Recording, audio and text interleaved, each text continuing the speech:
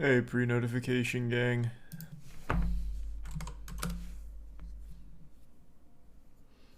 Coming along great, Rip.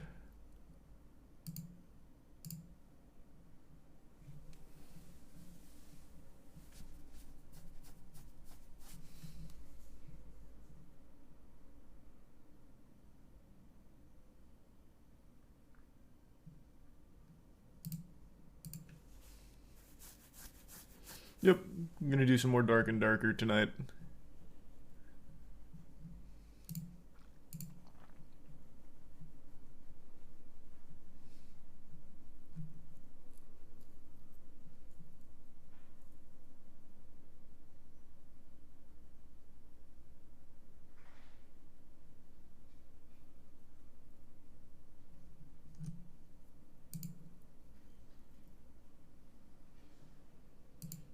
Thanks the Prime, Eric.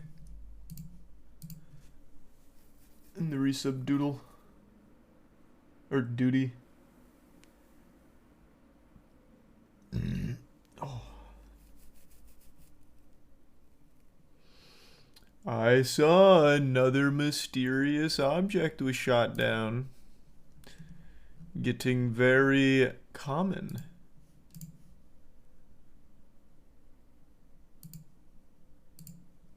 But thanks the resub Swirly.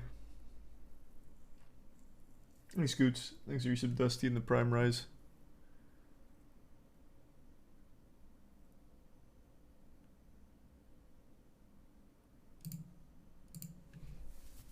And the resub Gutter and Tier 1 Tim.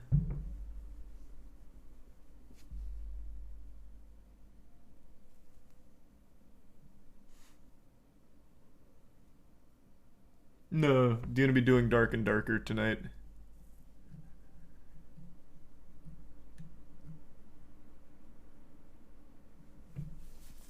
And the Prime Storm and the resub certainly.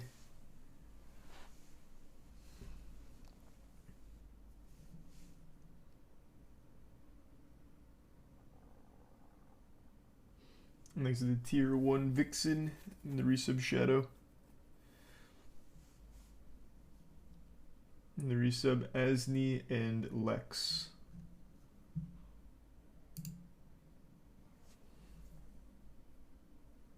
And the resub Webbling and Tired. Prime Zentosis. What do you think of the Last of Us show? Very, very good. Just caught up. Very, very, very good. The newest episode is fantastic.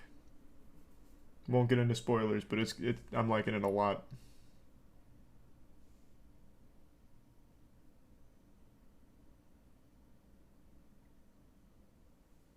Thanks to Tier 1 Sensei. And resub Mog, Cupid, Chicago, and the Tier 1 Dumpling. You see the train derailment? Yeah. I did. Here. I'll pull that up because I don't fully understand the situation. I've just been getting bits and pieces and a lot of things that are contradicting other things, but yeah. I am aware of it. Thanks for the huge Tier 3, King George. Goddamn, man. Welcome aboard. Thank you for that. Thanks to the resub Codename That Guy and Tier 1 Bear, Tier 1 Side, and Tier 1 Skater. And the Prime Sergeant, Muffins, and resub That Guy.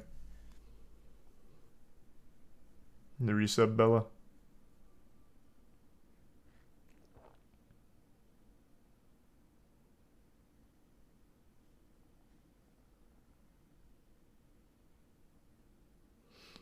And the 5 gift subs King George.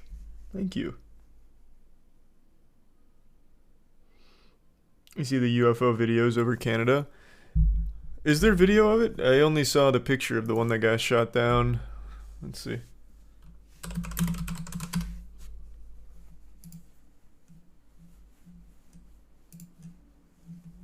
Yeah, I don't see a video. I still just see the pictures that's floating around. Thanks to 5 gift subs Chuck. Thanks Chuck. And the Tier 1 Coco. Bits Liam and the 10 gift subs Sam. Thank you for the generosity. Jesus Christ. Thank you for that. And then the 10, Hans. Appreciate the fat 10 drop, Hans. Yeah, I don't know where you're seeing the videos, if there is any. It's just the pictures.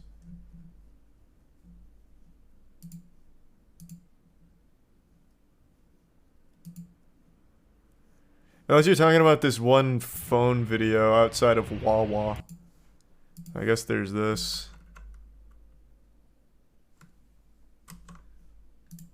Here, I'll bring it down. Jesus Christ. Holy shit, they gave the 25 gift subs Sam.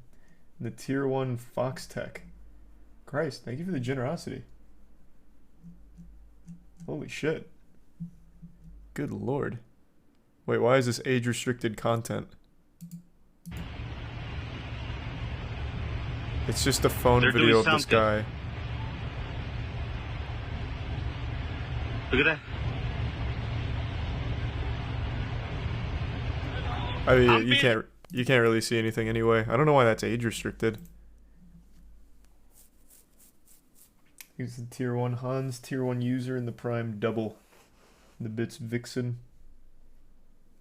And it, oh, Jesus Christ, and another 25 Sam. What the fuck? Thank you. NORAD stated that they lost Santa's tracking signal. I fear the worst. Oh god. Heaven have mercy on the elves.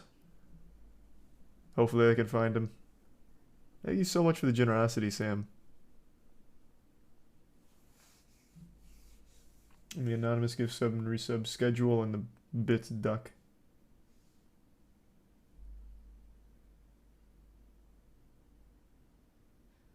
Probably just on Twitter shambles, I would say. Thanks to the Prime Lilith.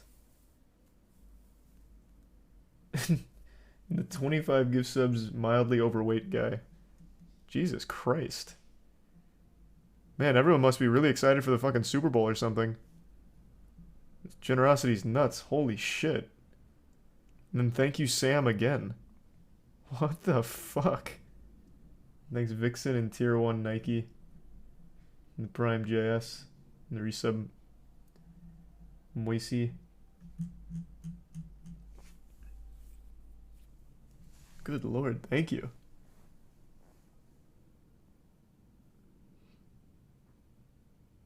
I'm gonna give sub Coco. Yeah, that's what we have up right here, the Canada UFO thing. Someone said there was a video, but I haven't found it yet, aside from the cell phone one where you can't see shit.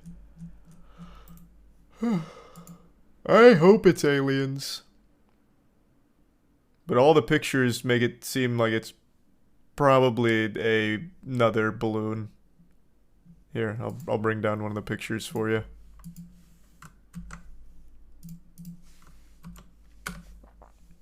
That, again, looks like the last balloon that got shot down.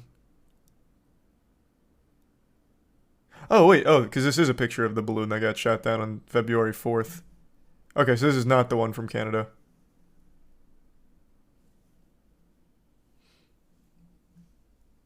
Thanks to the resub King and the Prime Egg. The resub Sharo, Funky, and gift sub Raven.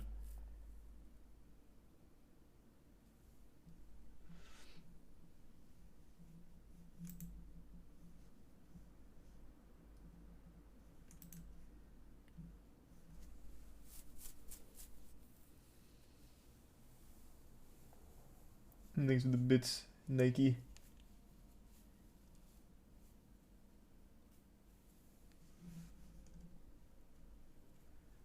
Does anyone know in chat if Charlie has talked about the Genshin scandal?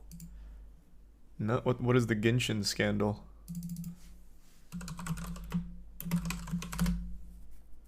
What happened?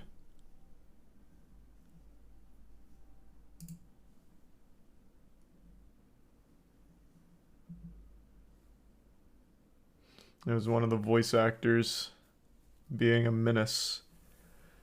I typed it in, and the first thing that comes up is Genshin Impact developer, we deeply regret the harm after voice actor accused of sexual abuse.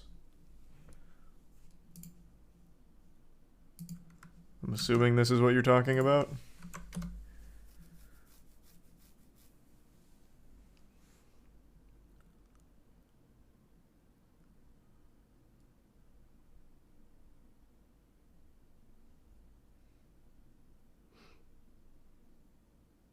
Jesus Christ, yikes.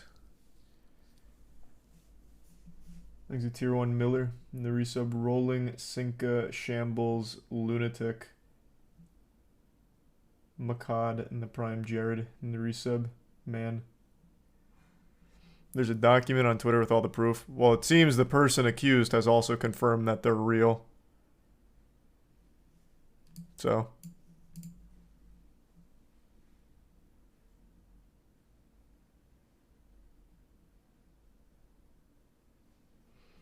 And a twit longer here, how about I just read the apology post?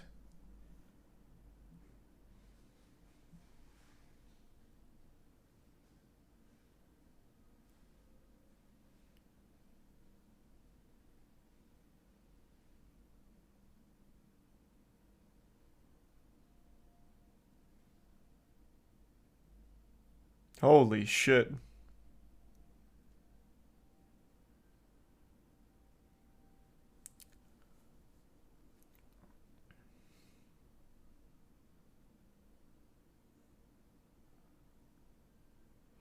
Well, that's a no good. Thanks to Prime Max H and the resub Kuba, J-Lo, Etgin, and Tier 1 Chicken.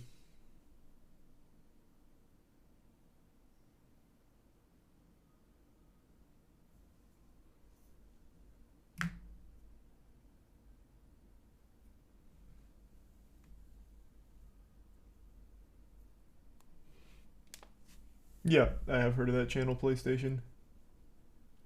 It sounds good, Shambles. Thanks to resub Palo.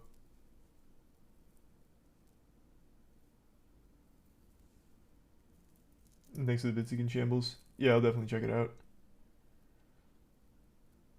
Thanks to the Bits Timbo. Wonder how Genshin will handle getting a new voice. Bro, Genshin is like one of the biggest fucking properties. People will be chomping to get a role in that game. They'll have no issues finding another voice actor. Glad you liked it, Fate. There's a Prime Taco. And the Bits Elden.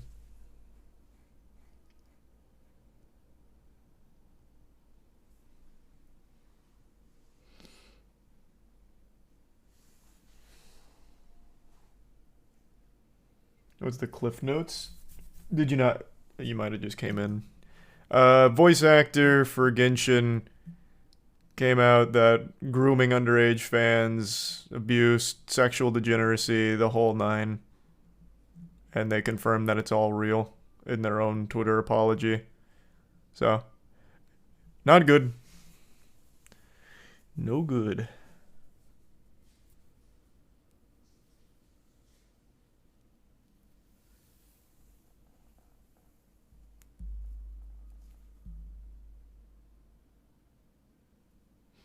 Thanks to Bits Camus and Alvin in the resub cam.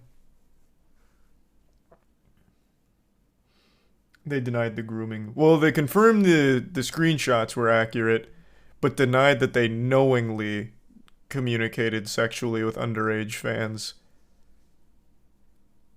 But yeah, that is the one that they said is, I guess, misrepresented. Though I feel like anyone would say that in that position. The keyword there is knowingly. Which I guess you can't prove if they knew for sure or not. I haven't seen all the screenshots. Thanks to the Bits Elden and Lucky. I did not see that, Lucky. That sounds cool though.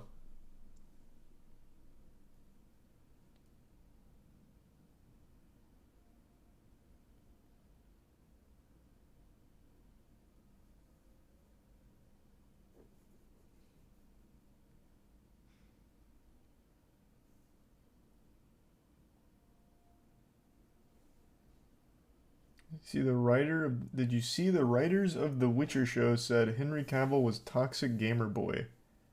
You're like 3 weeks late on that one. That was confirmed fake, by the way. But yeah, I remember when that came out. I have no doubt that the writers don't like Henry Cavill because he is a gamer and wanted the source or wanted the show to stay true to source material, which I bet butted heads. But that whole thing that came out was fake.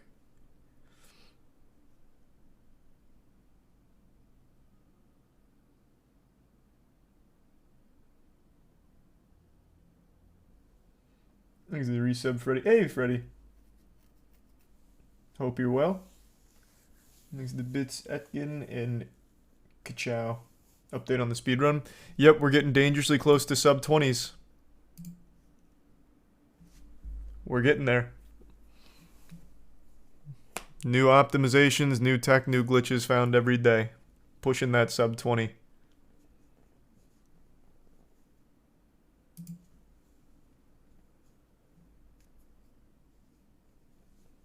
Thanks to the resub, Sopo, Fettuccine, and the gift sub, Pratt. There's some underscore in tier 1. Extra large. And the gift sub side. And the prime flawed. Yeah, we were just talking about the Canada UFO. I hope it's aliens. I just don't think it is.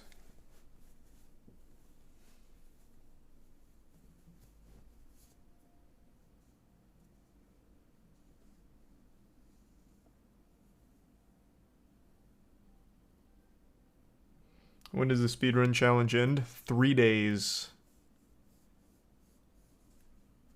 Happy 21st birthday, Alvin.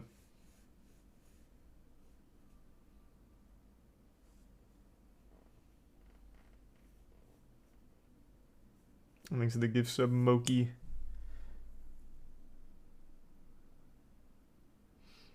NORAD just said they locked up airspace in Montana. Something came up on the radar and disappearing. I'm just going to say it. I'm going to say what everyone's thinking. It's no coincidence that Tom Brady retired and now all of a sudden aliens keep popping up. He was keeping us safe both on the field and off the field.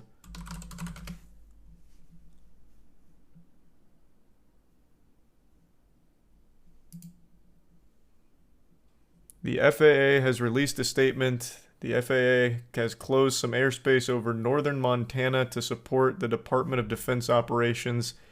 Contact NORAD for additional information.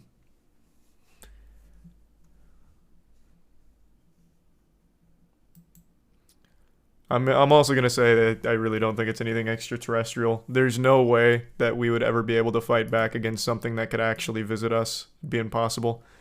It's definitely more spy balloons or some kind of surveillance tech from somewhere on Earth. There'd be no shot we'd successfully shoot that shit down, let alone ever see it.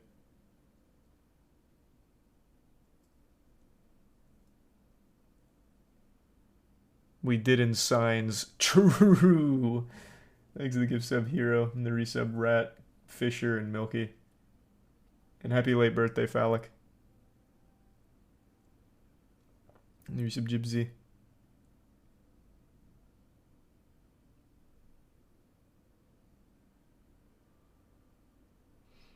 And the resub Cracked.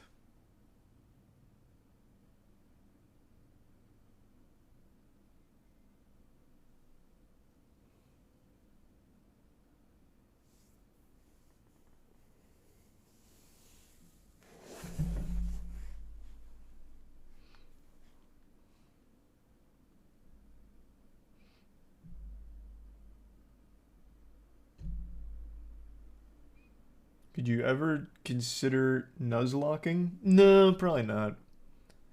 I watch nuzlocks from time to time. I don't think I'd do one, though. Thanks for resub Uchua and the Prime Jake. I didn't even see it extra large. But someone did. If it wasn't me, someone on the team saw it. Thanks to tier 1 time and the bitch shambles.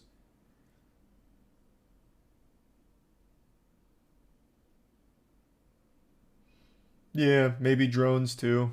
Could be any of that. Thanks to 5 gift subs, Andy. Appreciate it, man.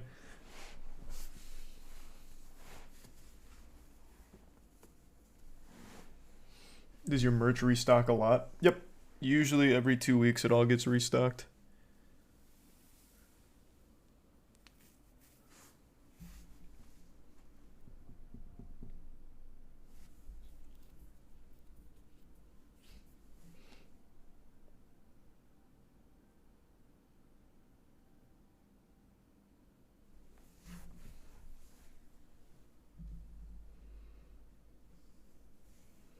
If an alien walked in and said wubba lubba dub dub and left, was there a question there? I mean, that'd be hype, I guess.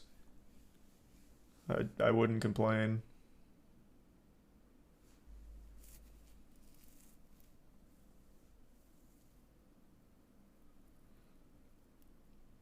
Thanks the resub horny. The bits Etkin. Nah, done with Weed Shop.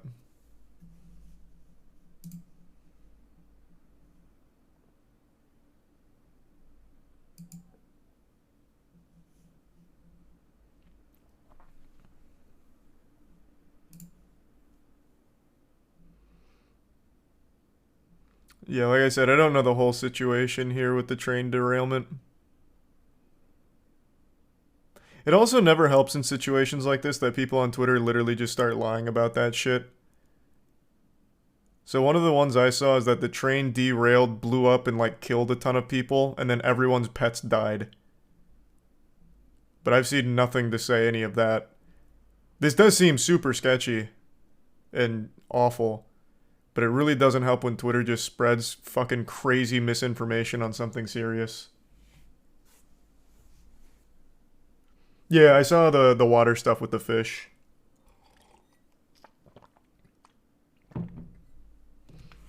Thanks to the resub Binjules, Chase, Samson, and the Prime Milk. And the give sub Pratt.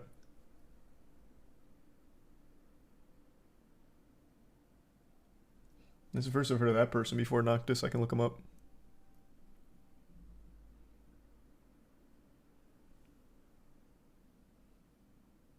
Don't get your news from Twitter then.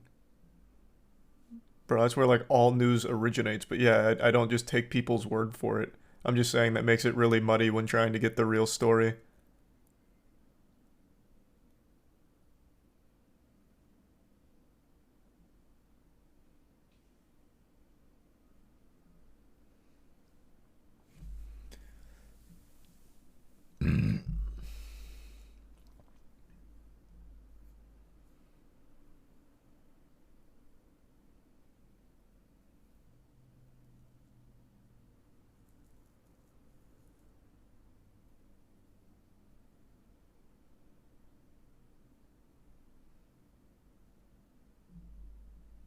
Thanks to the Prime. Torg and Yeet. That'd be a lot, Camus. That'd be tough. Thanks to the bits, J Mundo.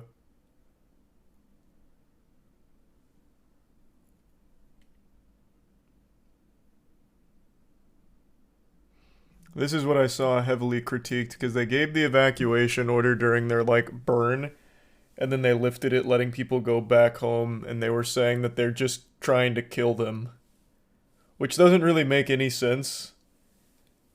That'd be a pretty wild theory. Like there'd be nothing to gain from just killing the whole town. But I know, or at least I guess I don't know for sure, some journalists got arrested in the area for something. Thanks a resub, Mikey.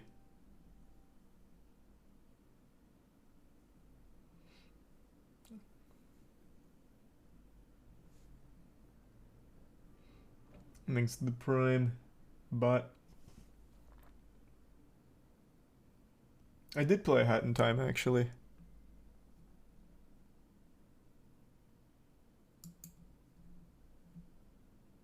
Let's see if this talks about the fish, or actually about water.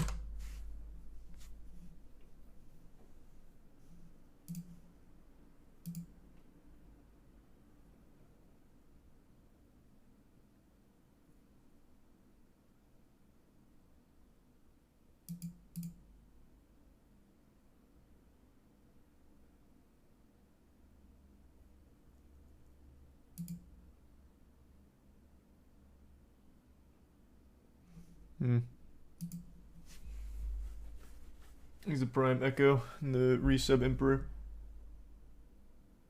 And the bits extra large. Okay, I can ask about it.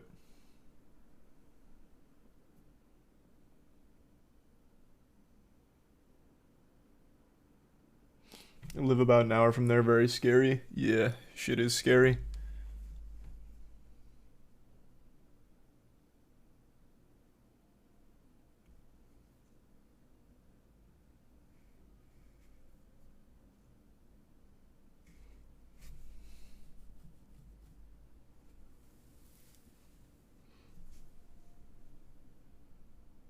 Why haven't I seen this on national news? I have no idea. It's on all the major news outlets. I don't know how popular watching news channels is. Maybe it's not there, but it's pretty much on every major outlet. Like, this is fucking CNN. Things resub villain elevated in danger.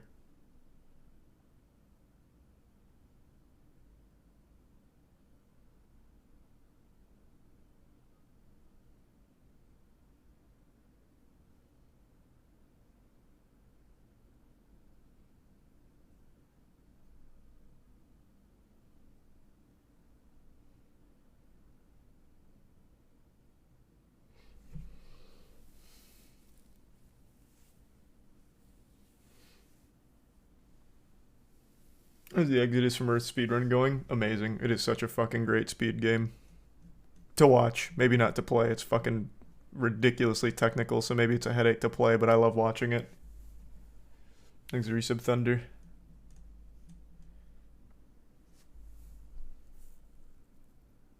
They're intentionally playing it down because it's a big government oopsie. They pushed for lesser regulations, which inadvertently led to the crash. Yeah, I saw that thing about some kind of like safety parameters not too long ago that were overlooked. I don't know about playing it down because it's literally everywhere. Like, it's on all the major news outlets. If they're trying to downplay it, they're doing a terrible job. In fact, the fear is like bubbling over. So it'd be the worst downplaying ever.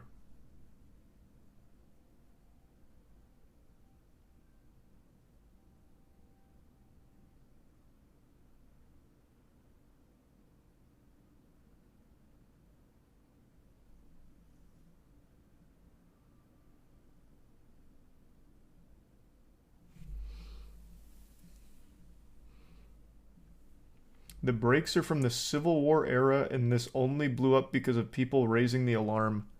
Maybe. I mean, that's entirely possible. But I feel like in this day and age, you can't cover up shit. Everyone has a phone. Everyone has access to the internet. Everyone can immediately dump all the information all at once. If there ever is a successful cover-up, you'd never hear about it.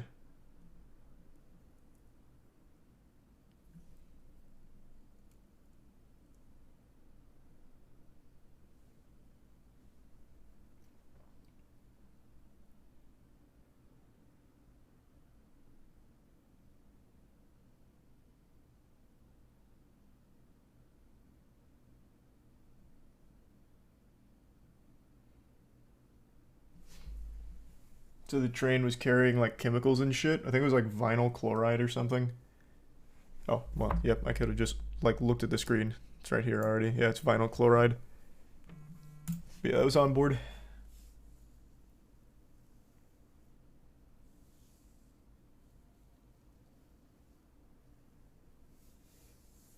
These are some Marksman, King Cocos, and Hayes. Did you see the company offered the town 25K compensation or some shit? Yeah, I read that, but I couldn't find any source on that. Because I looked that up right before going live. Maybe I just didn't use the right guidelines to find it.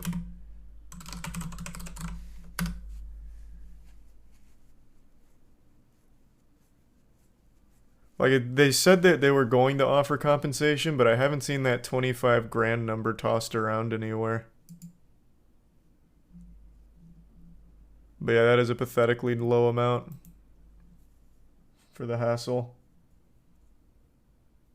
And the danger.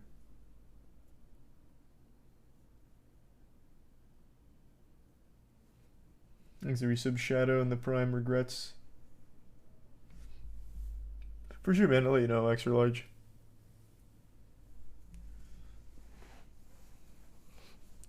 $25K to each household. According to Twitter, again, not the most reliable, but according to Twitter, is $25K in total for the whole town. So it was like $6 a person. But I can't find anything on like the 25K number. I just see that they are offering compensation.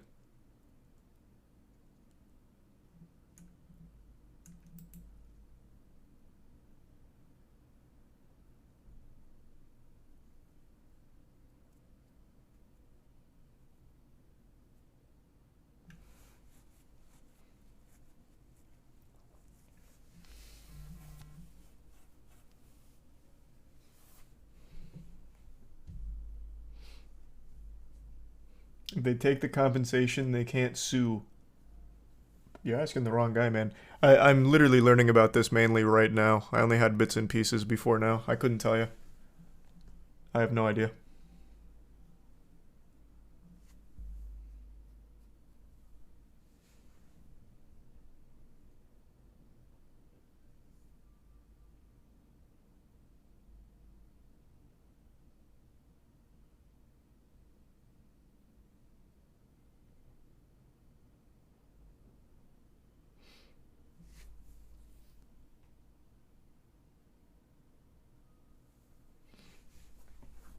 Apparently, it's like Chernobyl. See, it's like things like that that make it very difficult to get to the bottom of a real story of like understanding the actual scope of the facts going on. Like again, some of the early things were like everyone's pets are dead, shit like that. It exploded, it killed people instantly, none of which is true. Comparing it to Chernobyl, like all of that makes it hard and muddies the water to find the real information, and everything gets skewed. Like that just doesn't do anyone any favors. It is bad though. Like this does seem very dangerous.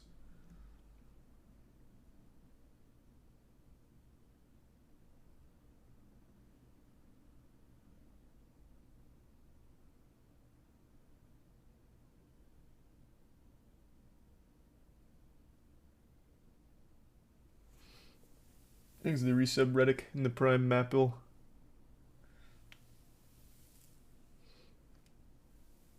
True Adonis. Apparently lots of local wildlife died. I saw one article talking about that, and it used an image that wasn't even from the place. So I immediately doubted the credibility of it. Though I wouldn't be surprised because, I mean, fucking chemicals and shit, and they're burning it, getting into the soil, water, like all of that's super dangerous.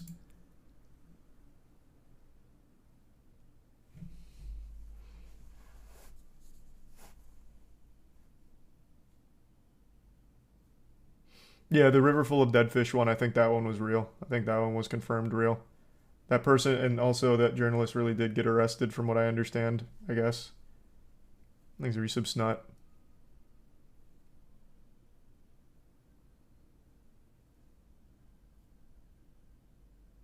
Gay frog kind of shit. Oh yeah, all the frogs are gonna be gay. Like yeah, we're gonna be seeing long-term effects from this, I'm sure.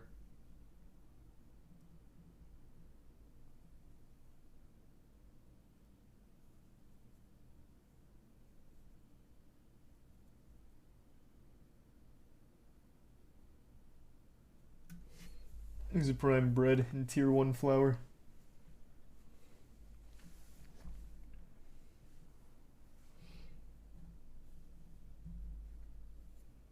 And the resub JS3.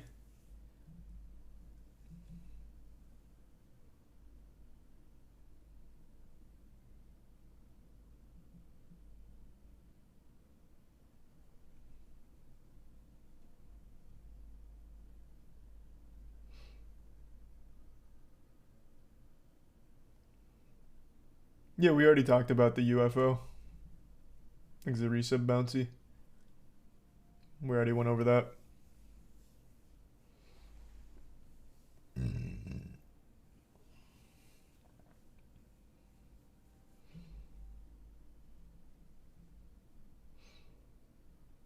You should go check it out and get us the real inside scoop. You know what Mr. Beast should do? He put out a tweet saying, "Would you vote for me for president?"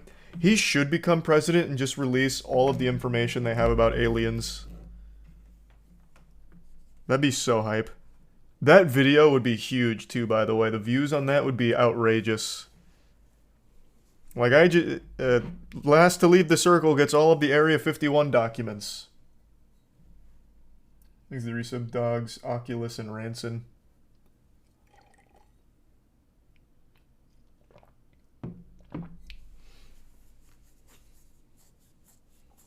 The government won't let him.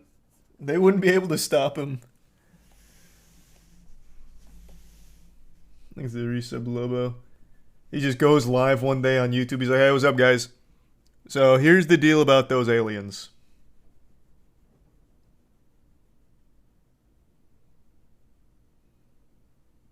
They would. Nah, I don't think they'd be able to. Not in the modern age. The reason that they were able to get to JFK, that sounds super conspiratorial, but I'm pretty sure it's all confirmed now. But like the reason why JFK wasn't able to like really start poking and prodding is because he couldn't do anything besides doing like a conference. Like how was he supposed to get the information out besides a conference back in that day? Nowadays, Mr. Beast on his phone could just be like, "All right, live." Like how are they going to stop that? He just goes live and then immediately starts talking. You just have unlimited, like Trump was tweeting every 30 seconds. Trump literally was tweeting like fucking threats for a while. No one stopped him. Like you have immediate access to getting information out. If Mr. Beast wanted to reveal government secrets if he became president, he could just be like, "All right, I'll tweet it out, fuck it. I'll go live real quick, fuck it." You can't act fast enough to stop that.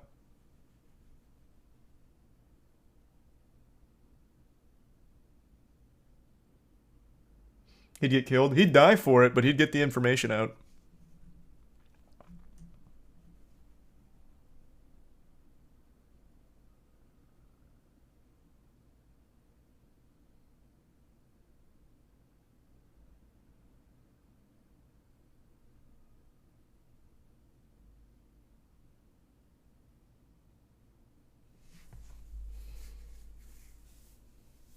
He's the Prime Chaos and the Tier 1 Jade.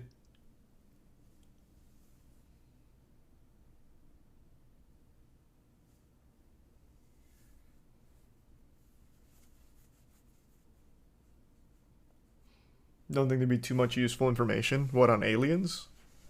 Yeah, I mean, that's the mystery of it. Thanks to resub JG.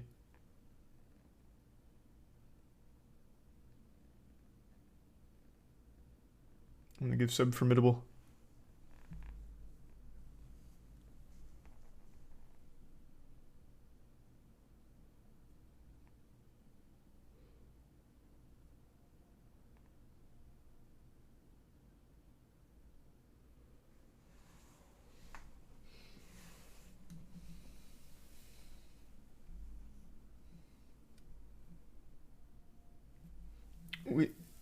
We're just talking about the derailment. That's what's up on screen right now.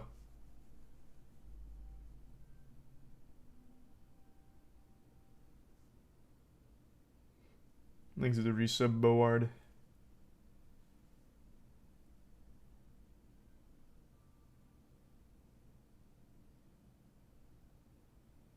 Why are aliens only going to the USA? Well, I'm sure they're not. They're probably all over the place. You just don't hear about the other aliens. Thanks to the resub Boone.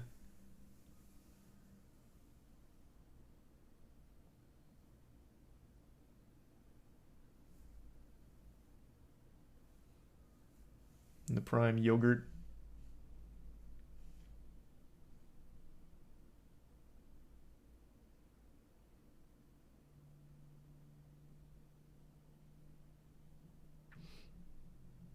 Different alien tribes. Yeah, and all of them are so fucking weak that they get shot down by primitive human technology. They can travel across the cosmos with technology we can't even begin to comprehend, yet they get shot down by our fucking jets. How embarrassing. A fun thought, though. They spec'd all of their points into travel and nothing into defense, so they're just full glass cannon build. Well, it wouldn't even be glass cannon. Glass wheel.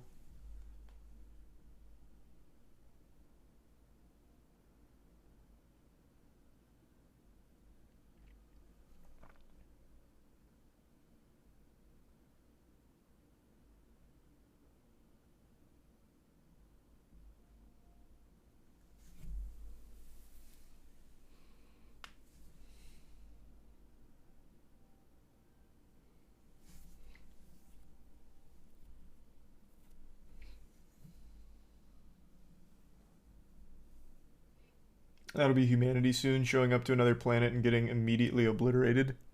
Doubtful. It's not going to be humanity anytime soon. Faster than light travel is still something we can't even prove is real, possible, anything even close. Unless by soon you're talking on like a universal scale, and you mean like a billion years from now, I guess. He's resub Ryu.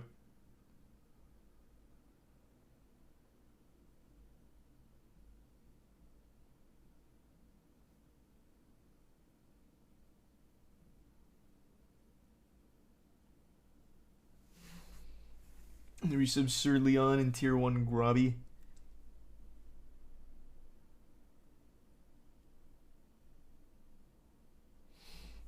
Humanity too caught up with social issues to technologically advance. Couldn't disagree more. Everyone is so consumed by things like Twitter that for some reason it warps everyone's perspective. Like we're all hung up on like, at the end of the day, whatever internet shit is going on. Technology is advancing at such an incredible rate that for some reason people aren't recognizing it. Just look at AI. Look at how far AI's come in a year. Not even a year, really. It's been like 8 months. It's getting fucking crazy. We're going hog wild on the technological food chain. We're making massive leaps.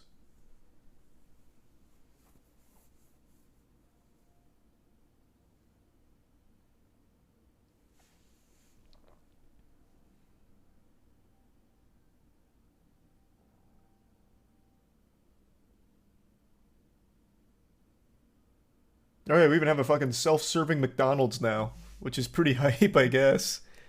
I don't know how that's doing. But yeah, they did make it.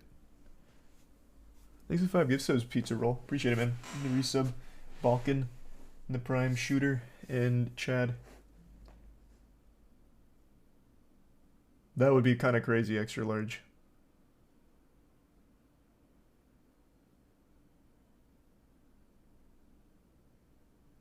Thanks to the resub bun. And the Prime Glorch.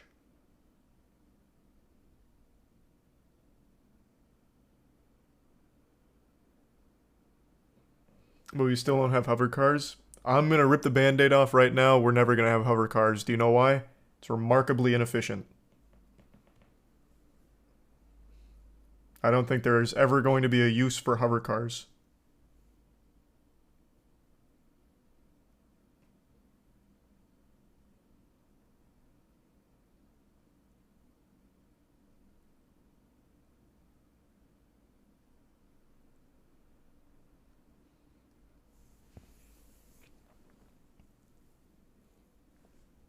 Did you see the flying motorcycle, though? You talking about the one from like 2 years ago? That was pretty cool.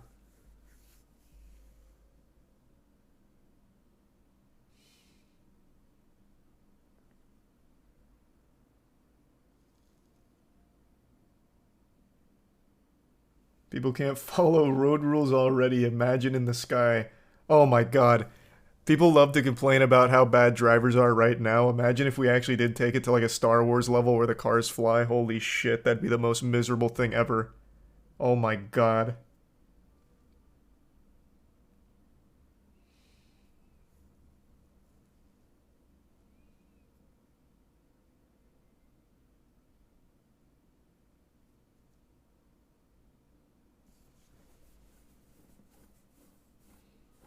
Thanks to resub Lowell.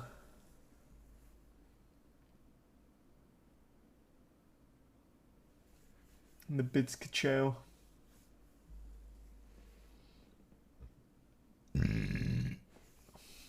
That would be cool fate, yeah.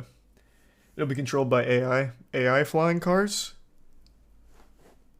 Maybe, but the resources required for that would not be worth it. At that point, just do AI self-driving cars right now.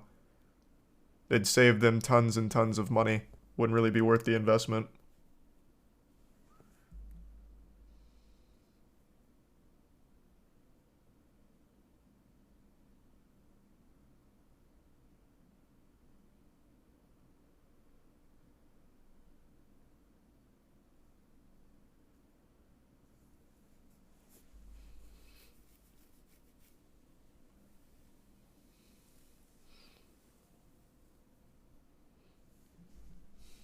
Just make more public transportation, please. You must be an American. Thanks to the resub pimp. Yeah, we don't do that here very well.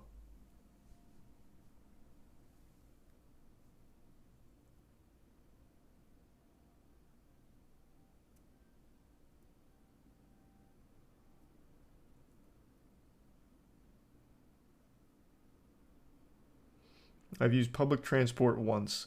I've used it quite a few times. It's all fucking bad. Like, I took Greyhound across a couple states once.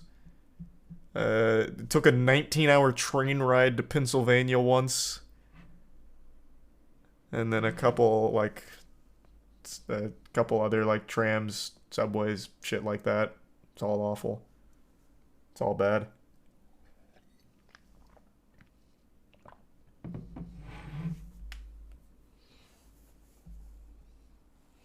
Thanks to Tier 1 Wiener in the Prime Reality and the resub Banana.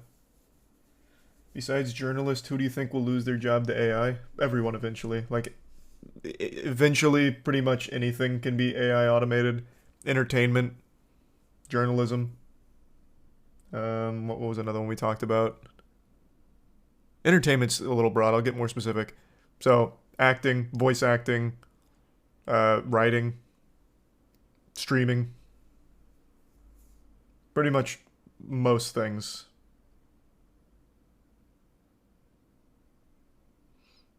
There's very few things I can think of that'll, like, be completely safe from AI. Aside from, like, actual in-world, or like, real-world human shit. Anything that exists digitally can pretty much be replaced by AI. Like the Prime Bray and the resub Nico.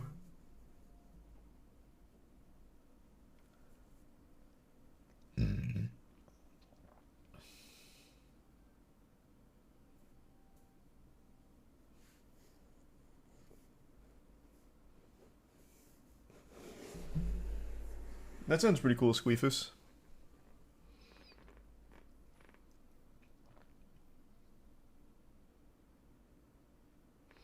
AI still does a shitty job compared to the actual thing. Well, yeah, no shit, it's only been like a year. Literally like a year since AI started actually, like, taking off. Of course it's not going to be perfected yet. Thanks, resub Callie. It's only going to get better.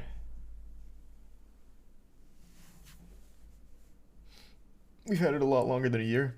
No, all of the open AI shit, that is all within just the last year with the actual breakthroughs on it and coming to light. AI has existed for a very long time, but not in this capacity. Not even close.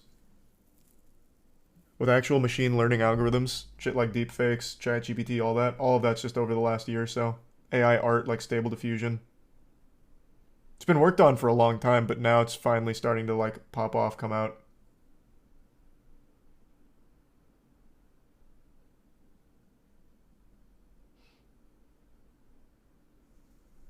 Absolutely not true. I would love to see your counterpoint, because I followed AI from the Genesis. Well, at least when it became more public.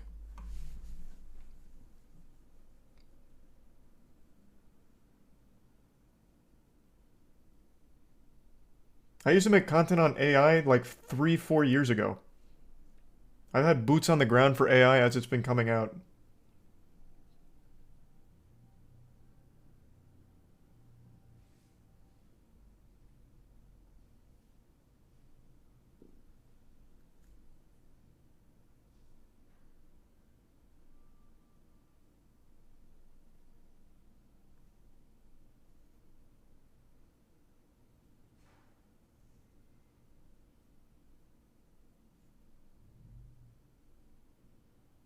Which is contradictory to your statement of it being a year old.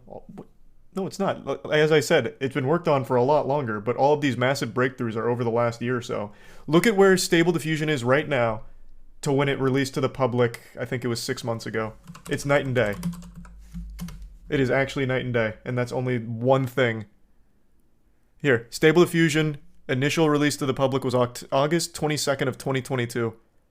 If you compare the August 22nd, 2022 capabilities of Stable Diffusion compared to right now, not even close. Not even close.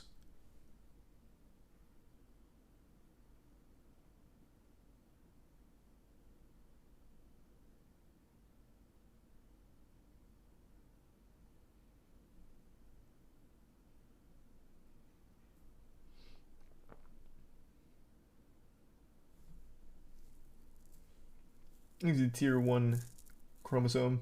And the tier 2 Luna. Thank you, Luna.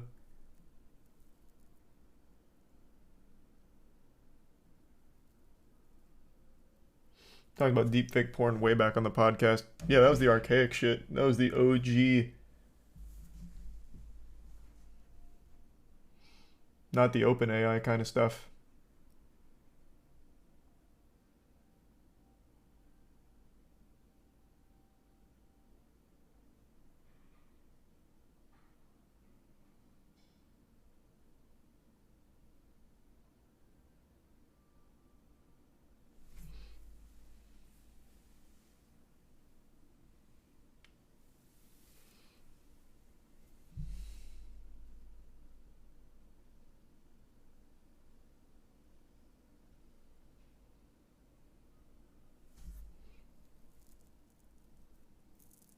Yeah, I already know. I saw all that.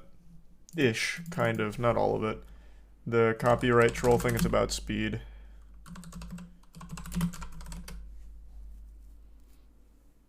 I saw.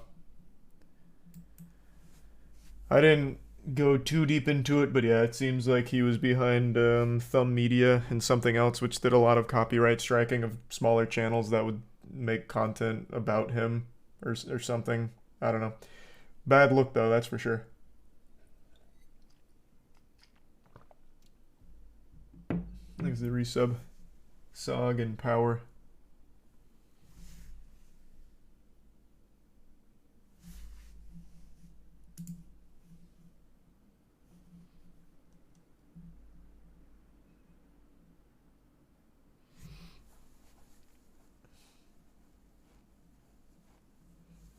Twitch ban. Yeah, I saw Twitch banned AI Seinfeld. We already talked about that.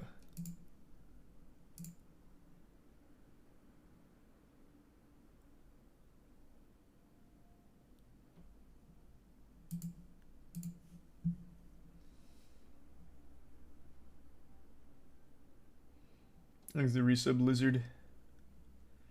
Speed just tweeted about it. About what? The copyright stuff?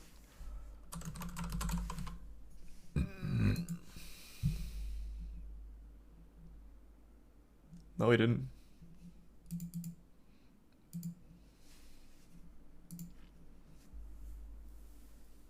Thanks to the resub double.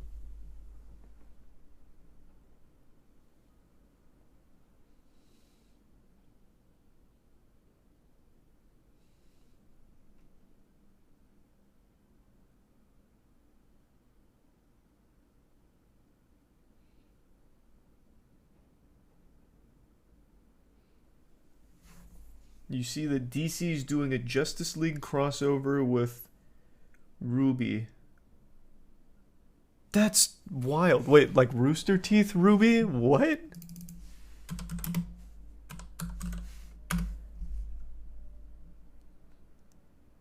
This is real?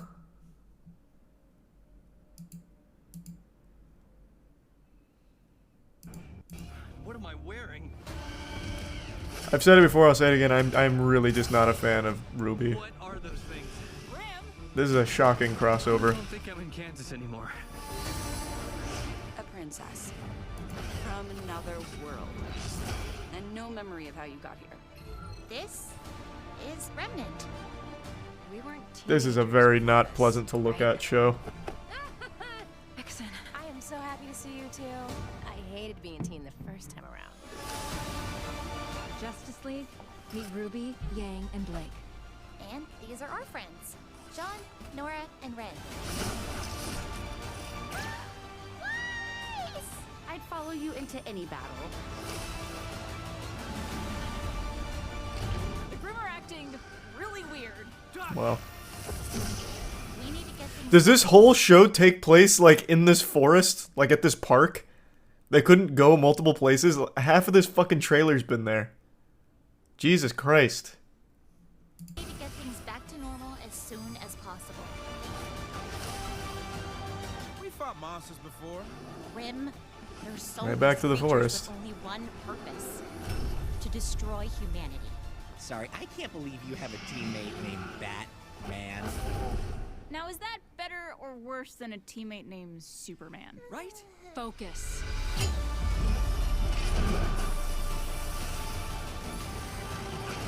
god. You got a plan, kid? I just might. What do? We fight. You heard her.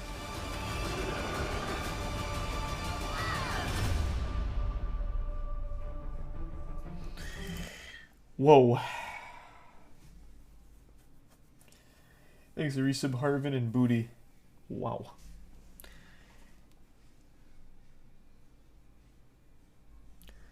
Well, I wouldn't use the word excited for that one.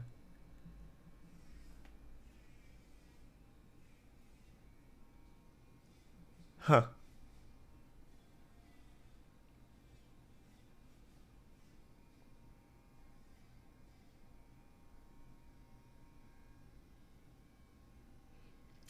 Thanks to Tier 1 Missile and the resub JF. What an interesting crossover.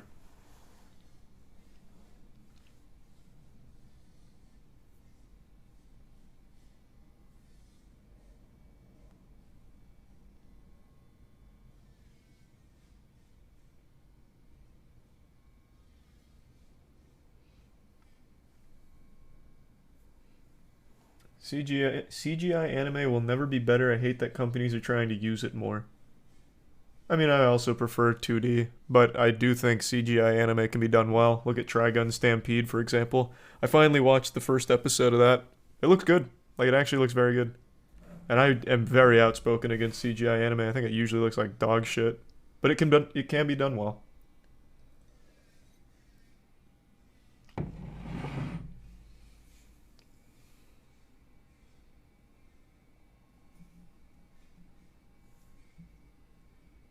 You shit on the trailer so hard. I know. I still think the trailer's bad. I'll say it again. I still think the Trigun Stampede trailer does it a very big disservice, but the actual show, episode 1, was good. It was good.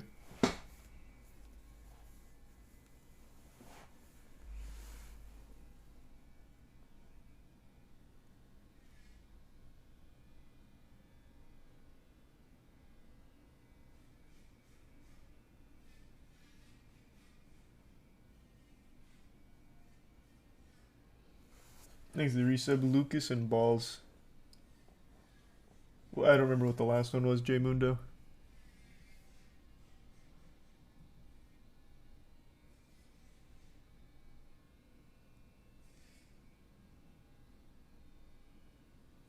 Yeah, I was one of those people thinking, but I'm giving it its fair shake, and it's good. Sounds like a lawnmower in the background. Tiana's trimming the dog's nails.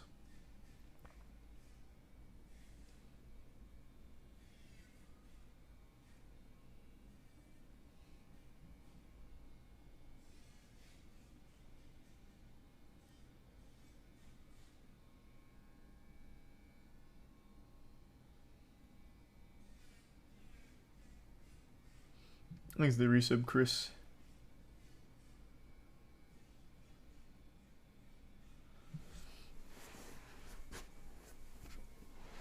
With what, a weed whacker? What? No, a little Dremel. Thanks to the resub, Staples.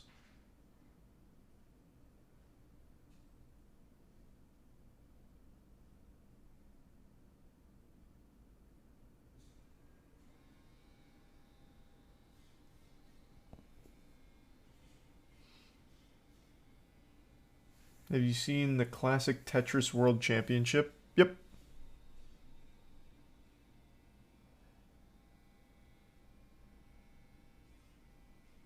Thanks for 5 gift subs. You all. Appreciate it, man.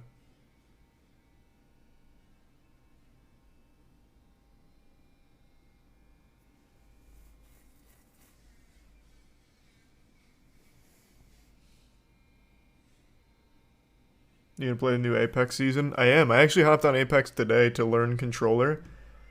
I played 2 games, 2 ranked games. First game, instantly got my ass cleaned. Second game, I won.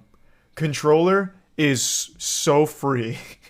It was literally only like an hour. An hour. I bound my buttons the same way TSM, it wasn't Imperial Hell. Now I can't remember who. Someone did like a controller breakdown on the best settings. Copied his button layout, copied his settings, went right into ranked after doing like firing range for a couple minutes just to get my hands used to it, and then won my second game. And I dropped 2k damage. Like, it is so fucking free.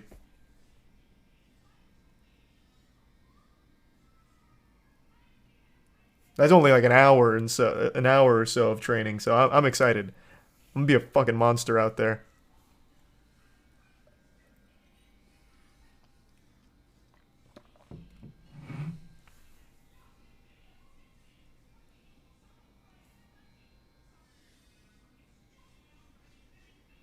Thanks, Resub Missouri.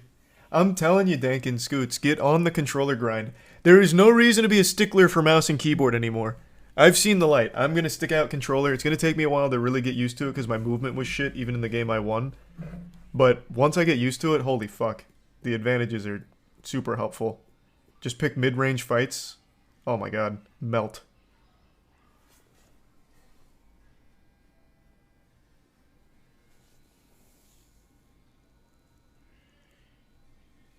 Thanks to the resub.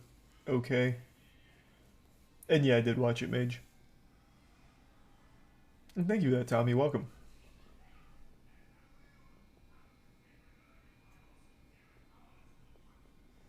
Thanks a bit, J Mundo. And resub Bubbles.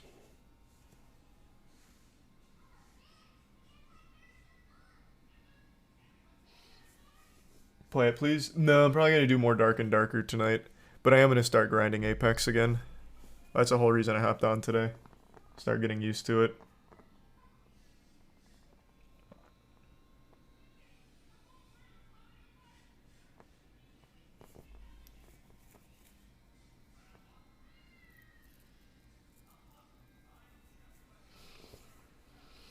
What about Hogwarts Legacy? I probably won't finish it. Maybe at some point I will. I don't know. I'm just not super into it.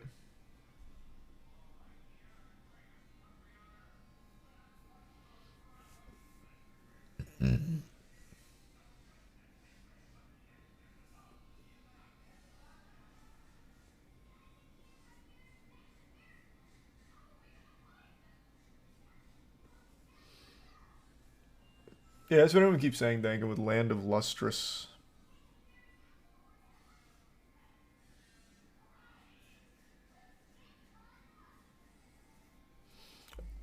Oh yeah, someone just mentioned that. This video popped up for me called Hip Hop's Biggest Scammer. So what is that about? Is that an interesting thing? Because that's the first I've heard of it. Someone just mentioned it in chat. If anyone knows what that's about besides that guy. Thanks to Prime Speeds.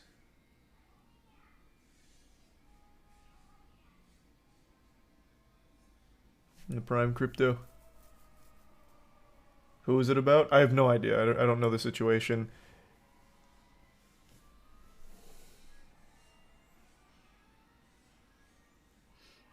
Thanks to Resub T.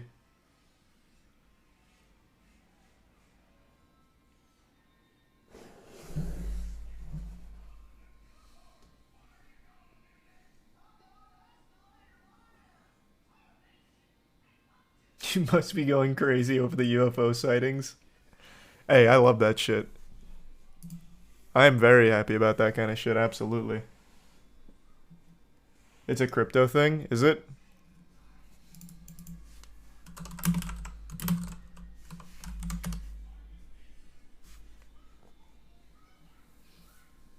Carter Jameson. I'm unfamiliar with that name. Carter Jameson is someone who's been seen with Chief Keef, Kodak Black, Lil Durk, Bobby Shmurda, Summer Rae, Lil Yachty, Steve Will Do It, Cole Bennett, and many other celebrities. But how... I'm gonna just take a guess. Knowing nothing about this, he paid to take all of those pictures with those celebrities. He's a trust fund kid with a lot of access to money. So he puts on a front that he's actually a popular guy, like friends with all these rappers, and he uses it to try and promote. I'm just going to do crypto. I think crypto's easiest. Lock it in. How does he know all these people? Who is doesn't. Carter Jamison? Well, his website says he's a 19-year-old serial entrepreneur, founder, and CEO of the digital marketing company Gateway Agency. But I think he's a liar. So to understand how this guy has made Called millions out, from Jesus. lying, misleading, and scamming, we have to dig a little bit deeper. Also, I just want to clarify, this video isn't necessarily to hate on him, and I don't want you guys sending hate his way because that's not really what I'm about. But I do think it's worth bringing awareness to this because this guy and other people like him have made tons of money from deceiving others. So I'm hoping that if Crypto. nothing else, this video helps people not be so easily deceived. So Carter Jamison recently started... Oh, actually, damn, fuck. I'm starting to change my mind. Maybe it's not crypto. Maybe he sells like courses. Maybe he's one of those gurus, like get rich quick guru kind of shit. Because he's a 19-year-old entrepreneur, owner of Gateway Agency or some shit. Whatever other imaginary made-up garbage he comes up with.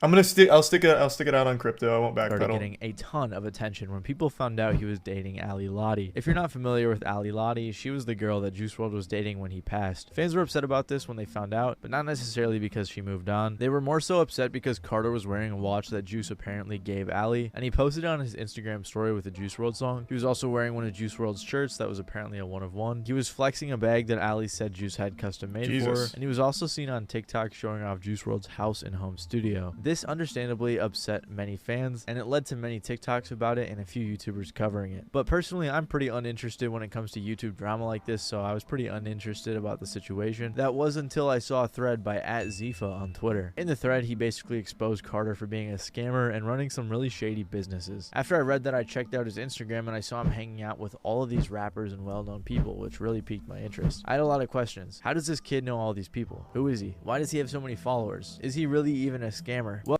I'm gonna go ahead and take a stab at it. He does not have all of these followers legitimately, 100% botted to a certain level. A lot of people on Instagram do that. How does this kid know all these people? He doesn't. He pays to be near them. And who is he? Just a kid with a lucky spawn, born to a wealthy family. Thanks to the resub, Talma, Dino, Janali, Zlethos, and Kev. And the bit Gimpy. Hey Gimpy, hope you're doing well. I'm not sure, Gimpy. Thanks to the bit, Zach.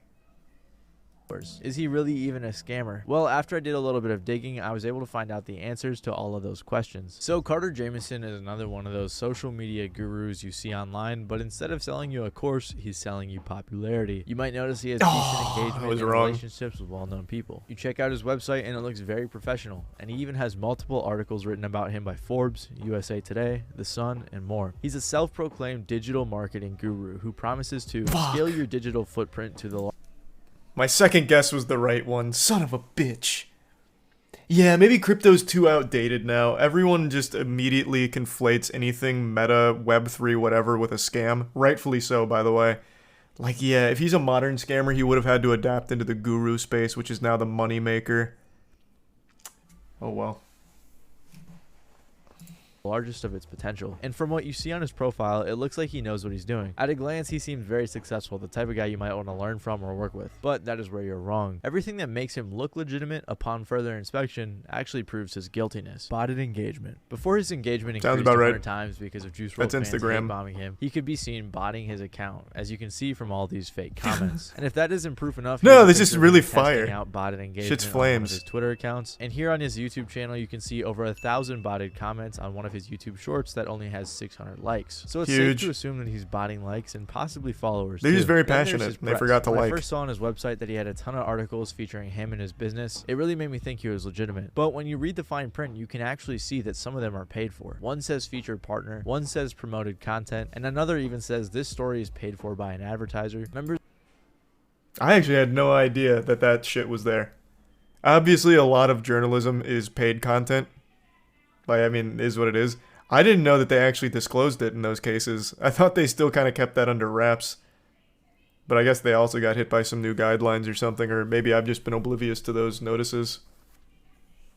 Members of the editorial and news staff of the USA Today network were not involved with the creation of this content. Even though he said himself he's never paid for press, it looks like he has. I get all my press either naturally or someone comes to me and asks me. I've never actually just paid outright for them. And if he paid for these 3, I'm willing to bet that he paid for the others as well. And this is even more ironic because of the fact that he sells press publication on his Gateway Agency website. I'll talk about that a little bit more when it comes to his business. And the Forbes article that he linked wasn't even in his favor. Honestly, it kind of made him sound stupid. Finally, there's his followers and his relationships. So that one wasn't this is paid important for. because when we see someone with a lot of followers, we tend to think they're legitimate. The deception I exists don't. because the large follower numbers trick our brains into giving out credibility naturally from the social proof. More followers means more credibility, right? But I don't think Carter's...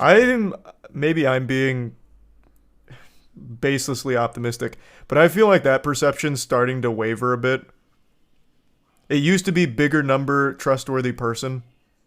That used to be the rule, but I think with crypto and everything, it's kind of shaken everyone's faith in that concept. So I'm hoping that's changing, because it feels like it kind of is, slowly but surely. But maybe I'm just wrong in wanting to believe. He's the Prime Doyer, Shadow, and the Resub Hydra, and Troy.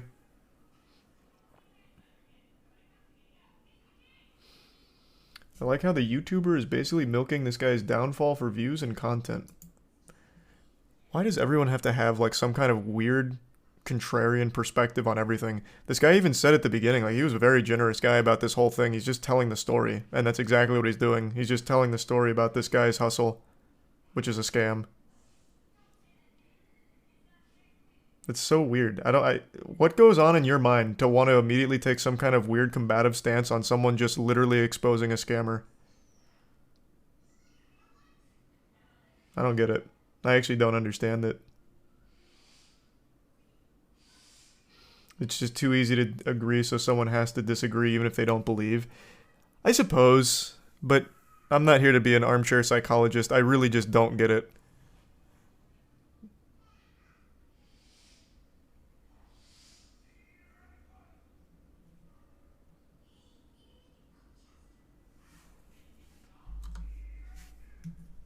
Botting his followers or faking his relationships with these people, I think that's all real, and he's achieved it through his business. So Carter's main business, Gateway Giveaways, is doing giveaways with rappers and other influencers. He uses a method called loop giveaways where he partners with popular people to give away items. Carter and probably others will spam DM people with details about the giveaway campaign. They show the estimated growth and how much it'll cost to buy into it. And the reason that someone would want to buy a spot is because when the celebrity announces the giveaway, they have a variety of steps to win. Typically, they'll point you towards another account, and then they'll tell you to follow everyone that account is following. That account will be following all of the investors, so in return for their money, they will be receiving thousands of real followers. So when he gets that investor money, he buys the items for the giveaways, flies out to meet the influencer or the rapper, takes some pictures with them to make his Instagram look better, takes pictures for the giveaway, pays the influencer, and keeps a ridiculous amount of money for doing little to nothing. It really is an infinite money glitch. And the giveaways themselves aren't necessarily scams. They're not against Instagram. It's like a social media STD. And I think he actually does give away the items. He might not, I'm not sure. I have seen people say they haven't gotten their stuff. That might not be true, but we have seen him choose who he partners with using some ethically questionable reasons. It was Asian Debrat, who was King Von's girlfriend, and whenever he first passed away, obviously she was blowing up. And he's also bragged about partnering with what an interesting tactic. Some PS5s onto a picture of him, so his business looks pretty shady. You can also buy into the loop giveaways on his website through his business, Gateway Agency, and his business offers a variety of other overpriced services. For example, you can buy different press packages that offer articles and other sorts of For the low cost of $8,000, you can get the musician package, which is a 15 article package. Oh, whoa, and I missed the... Oh, that's the low end. What the fuck? The $20,000 value is so much better. It even has the word cheaper. It's the market domination press package, which is 20 mid-tier press package. How are you supposed to gain clout without spending 20 grand on this package? Holy shit, wait, all the answers are right here. This is the key to success. He's giving away the keys to the kingdom. Holy fuck. And for the low cost of 20 grand? press, like this Google Knowledge Panel package, which costs $6,500 when you can do it for free yourself. Then in the description, he has the nerve to say, you must have 20 other notable articles already wrote about you to receive this one, which is another lie. And then he tells you to buy a different press package before purchasing this one. When you buy these press packages, you're paying thousands of dollars for something that can be done for $100 to $300, which his friend says in an interview as he agrees. For anyone listening, if you're looking for PR, you could essentially get an article written about you in New York Times. Now the salesman selling it to you, that article should be anywhere between $1 to like $300, but the salesman's going to try and sell it to you for $1,000. Yeah. He sells ad management, verification, websites, billboard advertisements, and more. And I'm going to take a random shot. Why? Who is dumb enough to pay for a fucking billboard advertisement? Who in their right fucking mind is like, oh my god, the billboard package, I need it, I'm gonna blow up with a good billboard? I don't think a single human being of the last 10 years has looked at a billboard and actually signed up or even visited what it was advertising.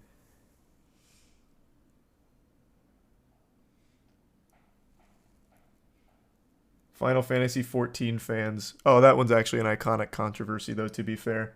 Where they put a billboard for, like, their porn party or whatever. Their pool party. Thanks, Arisa, Bowler, Flyer, and Jimbo. Andrew went to that, by the way.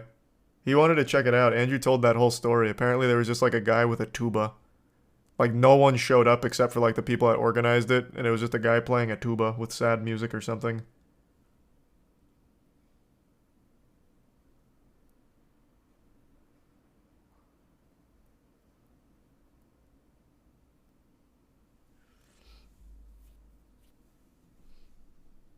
Have I seen the QR code billboards? No, I can't say I have. Thanks at Prime. Sumis.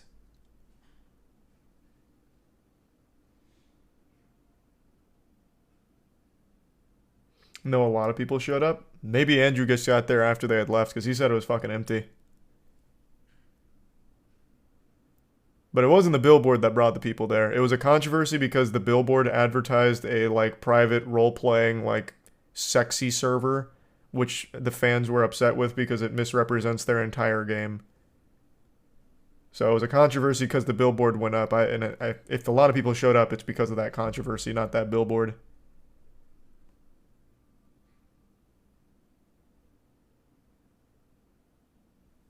Thanks for 5 gift subs, Jason. Good to see you, man. Thanks for the resub, Gio.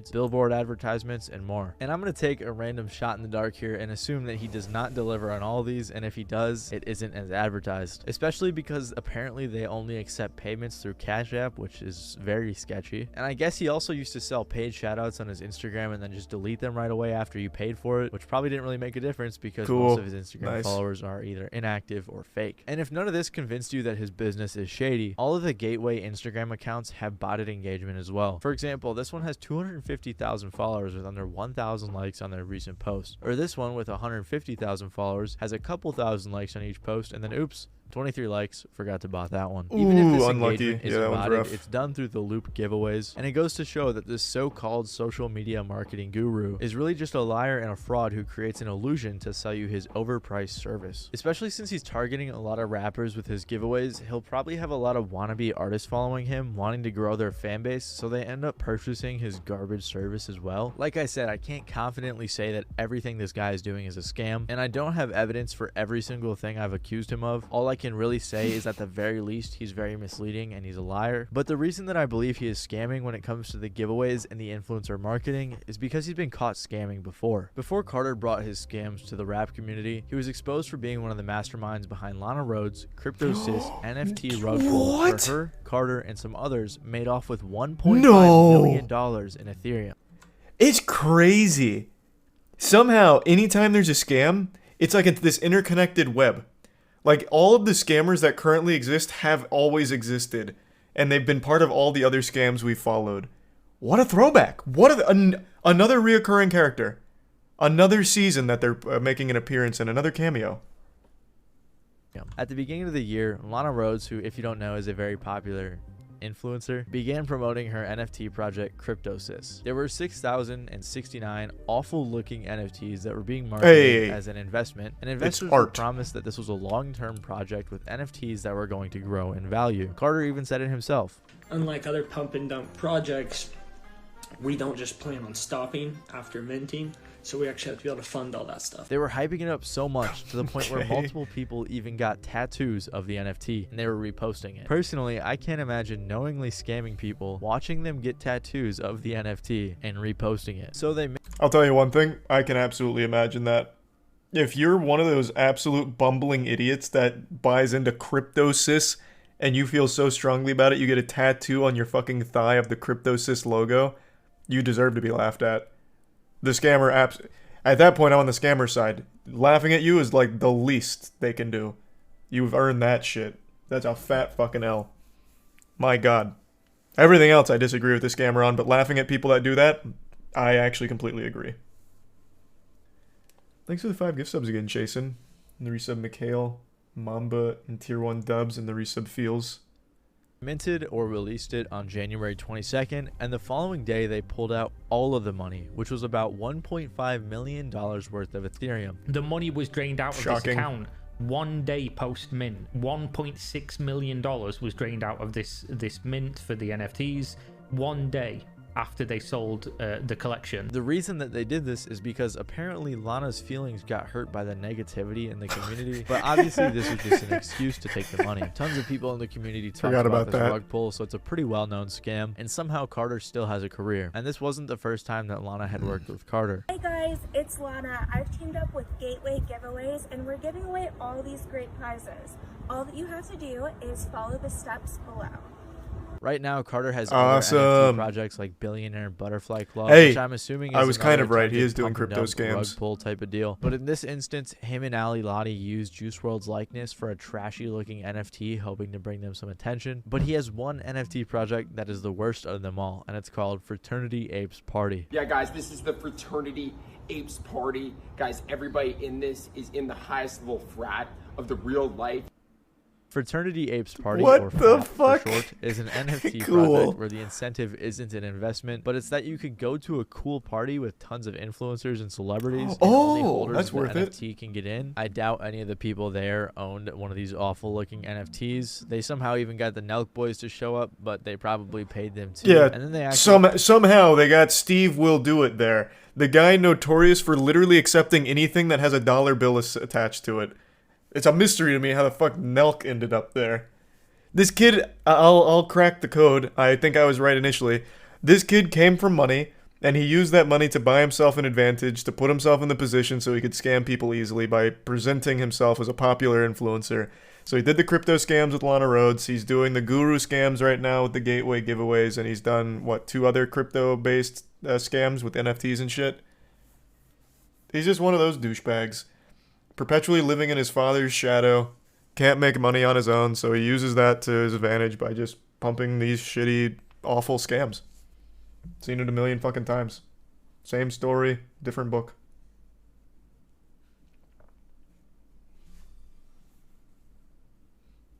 Thanks to Tier 1 Alabaster in the resub doc. Like they were buds, which clearly wasn't the case. This is fucking my mansion for you. You guys realize that? You guys are fucking savages, man. Metacours, man, I really appreciate you guys. Like, dude, you guys are fucking savages, man. I've been watching you guys for like fucking 5 years now. No, you haven't. Why are you lying to them? And me. They also paid YBN Namir to promote this, as if that's gonna help at all either. This is probably one of the worst NFT projects I've ever seen. Like, who thought that this was a good idea? And they even ruined Naruto. He doesn't even wear a mask, and they give him a Sharingan, which just doesn't make any sense. So I'm assuming that this is just another attempted pump and dump with a different marketing strategy. So is Carter Jameson really a scammer? Well, since the thread that I mentioned earlier went live, Carter has privated or deleted some of his Twitters, and he had his frat ape friend Luke Lintz take down their podcast episode, making him seem especially guilty. And if he's willing to scam people out of $1.5 million, I'm gonna bet that that wasn't the first or last time he scammed someone. He's using rappers and other influencers' names to make him money and make him look good, just so he he can funnel potential clients to his shady business. In reality, his business and identity online as a digital marketing professional is all a lie, fabricated by his fake press, fake engagement, and fake lifestyle. The rappers and the other people partnering with him, or more likely their management, should probably look a little bit more into who they're partnering with. Why would they do that? At the money they're going to receive, because then they end up associating with a bunch of scammers, which doesn't really make them look good. Yeah, but their audience doesn't care. This was a great video.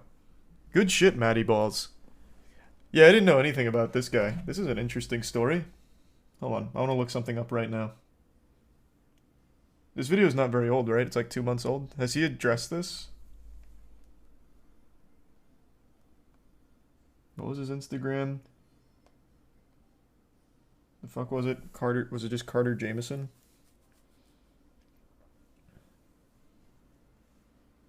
Not finding it.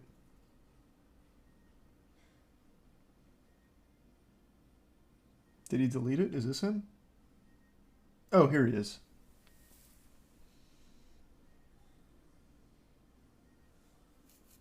He's just posting random screenshots of some graphs and says client results.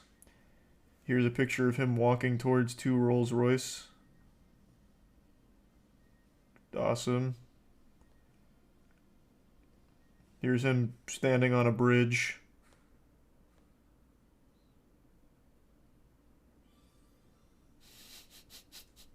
This is so dumb. So he hasn't said anything, I'm assuming.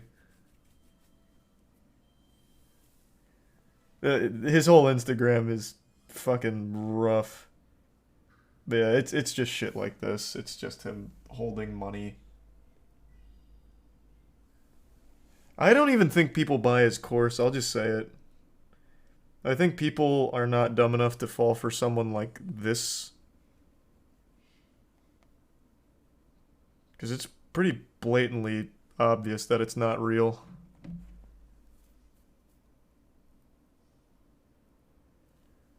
There's the Prime Bucket and the resub Derek, Rift Tracks, Breezy, Turbo, Soul, Juan, Bear, and the Prime, Conan, and Bucket. You'd be surprised. I guess, but his prices are outrageous. $8,000 all the way up to $20,000. Like, nobody can afford those packages. Like, the only people in his audience that might not be aware it's a scam are actual teenagers that are just blinded by, like, TikTok clout and an overwhelming, insatiable desire for attention. They can't afford $8,000 packages, and certainly not the $20,000 package. So, like, who the fuck is his audience? Or, rather, his clients. No one can afford that shit.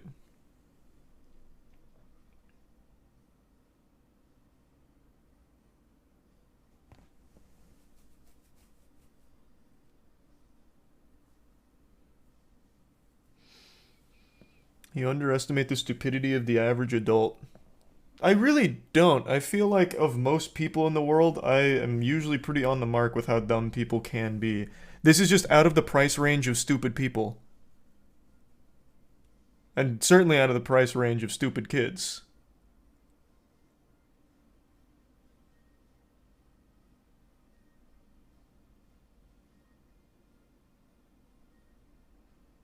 Here's the resub Slippy. You were surprised by the age of CryptoZoo victims. I was very surprised by that. You are correct. That one did catch me off guard. I wouldn't have expected adults to be in the Logan Paul audience, let alone falling for a Logan Paul NFT project. But that was a low barrier of entry for them. This is an extremely high barrier. Especially for very little return.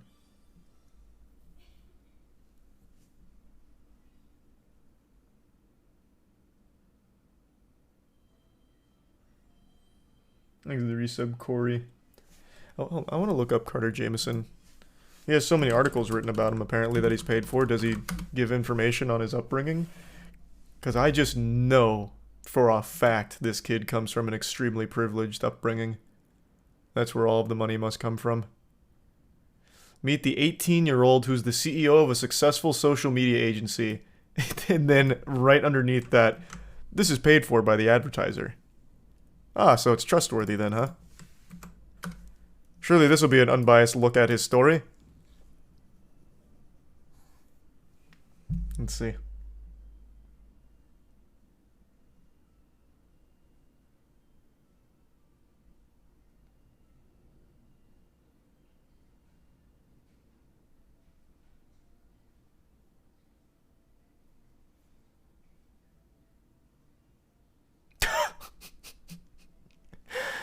More than the stunning content, he wanted to explore the algorithm that leads the influencers to a staggering number of followers. After 6 years of grinding with Instagram, Jameson was finally successful in decoding the algorithm to earn over 1 million followers.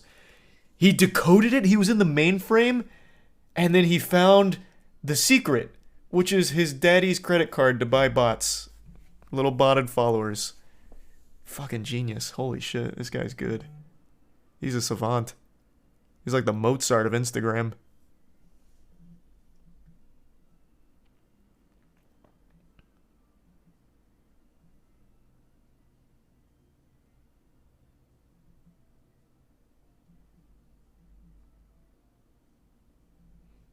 Damn, nothing about his past. Oh, Lord, he has his own website. Oh, I forgot. It was even covered in the Matty Balls video. I accidentally clicked on it. Ugh.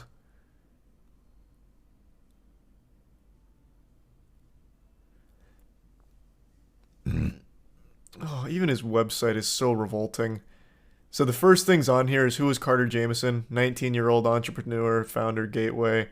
Grew a monetized network of Instagram pages, millions of followers. And then the third one, made 40 to 80 grand a year as a 15-year-old, which led to starting the agency named Gateway. Ugh.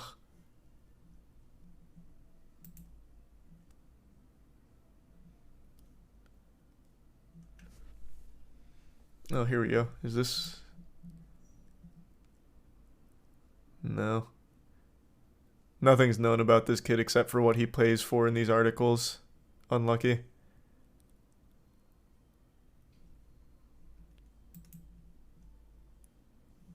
Shame.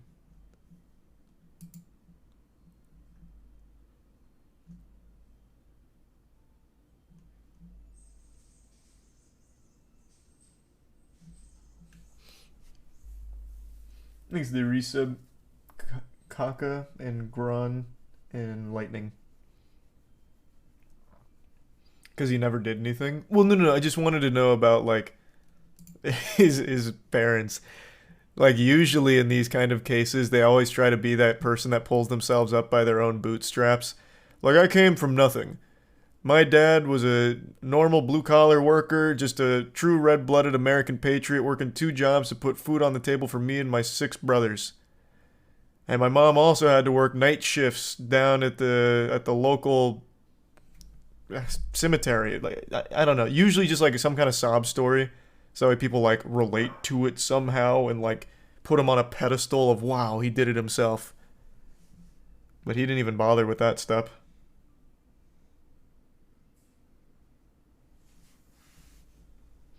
Do all scammers usually come from a rich family? I wouldn't say all of them. That'd be a disservice to say all of them. But I would argue a good 85 to 90% of all scammers do come from a very privileged background. At least in the digital age.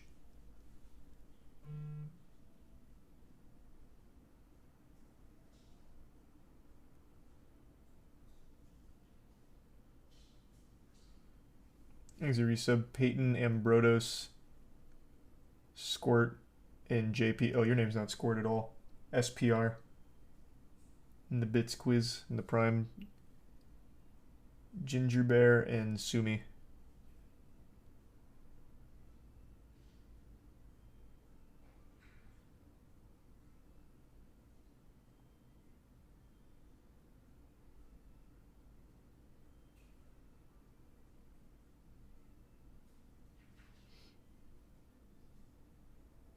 Thanks to Tier 1 Tommy. Of course I'm gonna play Silk Song when it comes out.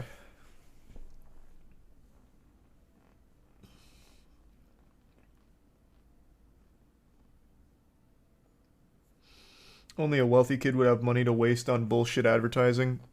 No, not even that. He didn't spend anything on advertising. He just botted followers. But you needed money to buy those followers, and it's not cheap. That's actually the same strategy that Travis Scott used. Travis Scott, in his very beginning, bought followers on his Spotify in order to artificially inflate his popularity so he could sell himself to record labels and then actually organically grow from there. So yeah, having money is a good way of starting your career, I suppose. Like, who would have guessed? Yep. That's how Travis Scott popped off. I think it's a tier 1 Screef. Was it SoundCloud or Spotify? I think it was SoundCloud.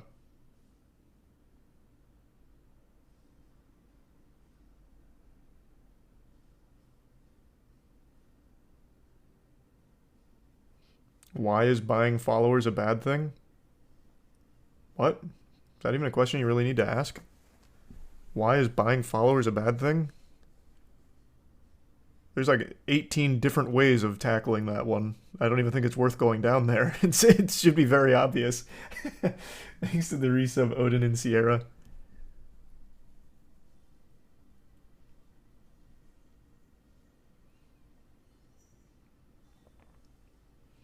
Thanks to the resub Natty.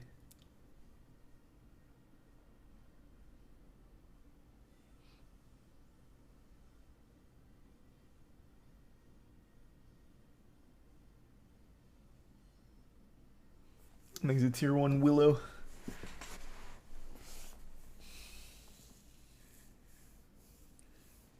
And the resub Superhead. It was X who botted followers? You talking about Lil Nas X? No, I don't think so. I mean, maybe he did as well. That I don't know. But I remember reading from Travis Scott's former manager that he was the one that actually had to make the purchases for Travis Scott after being paid for the followers. He made a whole series of TikToks on it. I know Travis Scott also did some fuck shit with contracts and everything and screwing people over, but his start was botted followers.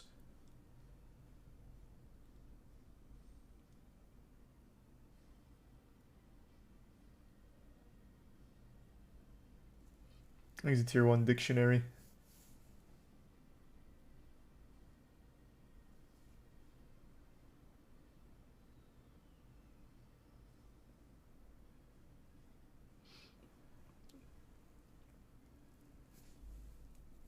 There's a new SpongeBob horror game. I haven't heard of it. I can check it out. Not tonight, though. I'm going to do Dark and Darker again.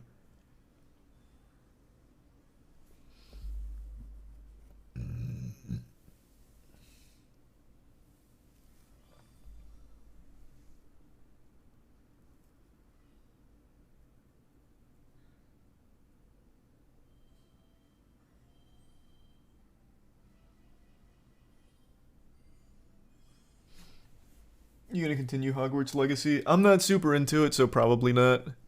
Maybe. But I don't know, I'm not really into it. I'm like 7-8 hours deep or something. I don't know, just... I like the combat. But that's really about it.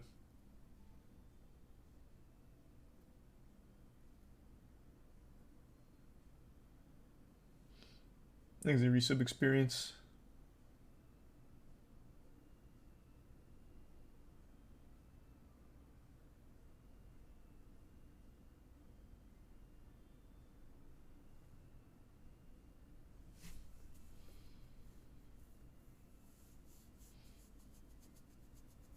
You waiting for your crew to start playing Dark and Darker? Nah, I was just going over some wacky shit that I wanted to talk about today.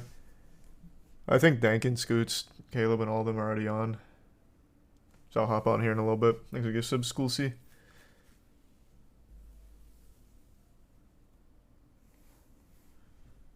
Sleep well, Snert.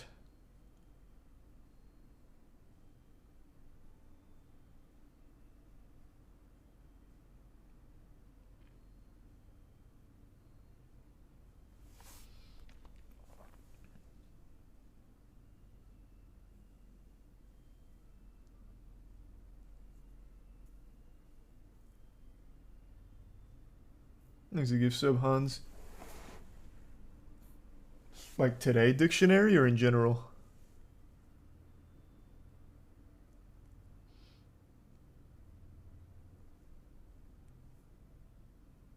Any advice on cutting 20 pounds? Like what kind of advice are you looking for? Like workout advice or dietary advice? Thanks for resub, X-Man.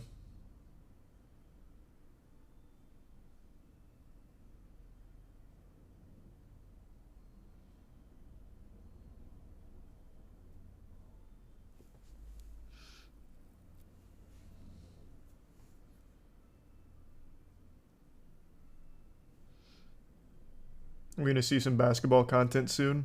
Yeah. Yeah, you are. We're going to start the basketball streams pretty soon. We're getting a half-court logo made right now. We've got a really talented artist that's doing a beautiful half-court logo. It looks so official. The whole court looks so fucking good. And we're getting good again. Well, I'm getting good again. Everyone else is as well, but I'm fucking feeling it. We played again on Thursday. I was going hard. I don't know if Matt's here or not. But we only ran 3 games full court. My team won 2 out of 3, baby. Leading scorer both times. I was feeling it, and then I got gassed on the 3rd game and couldn't move. But up until then, I was in it. I think I went 4 for 7 from the 3, and I was finally getting my drives back. So we're looking good. We're looking good.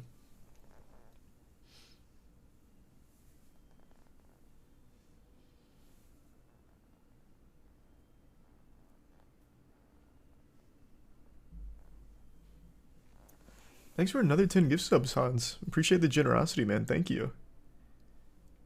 Thanks for that, man. I'll have to check that out, Dictionary. Are you going to start dunking on your friends? No, but my friends are going to start dunking. Matt, I don't know if you guys know, Matt played D1 ball. So he used to be able to dunk, and then he had a high ankle sprain injury, and he hasn't really played much since. So he's been working on getting that back. Chase, I'm sure most of you know Chase by now. Chase is also pretty close to getting that as well. And then we have one other friend named Chris, who is also close. But we already do have someone on the squad that can freely dunk. His name's Antron. So we do have a good squad. When we start like actually running against creators, because that's the kind of basketball content we want to do on Twitch eventually, is get creators out and do like actual pickup. We're going to have such an unbeatable squad for most of these fucking streamers to go up against. It wouldn't even be fair.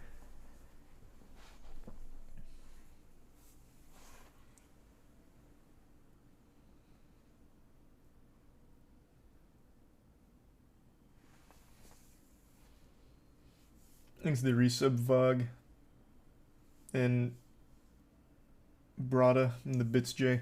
And yeah, I listened to the new Linkin Park song. I liked it.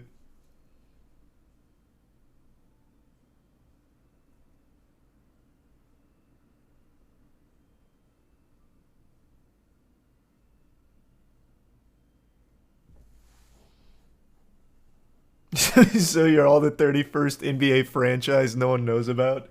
Hey, we're getting there. I mean, Shaq owns NRG. He's welcome to come out. It could be Moist Esports versus NRG. Shaq can lead their squad. Thanks to Tier 1 Cryo. I like our odds, too. I think it'd be a competitive game. I'm feeling good. Shaq's up there in age, so we've got, like, some spry, youthful energy that we can maybe get an edge with. Like, I'm feeling good about our odds.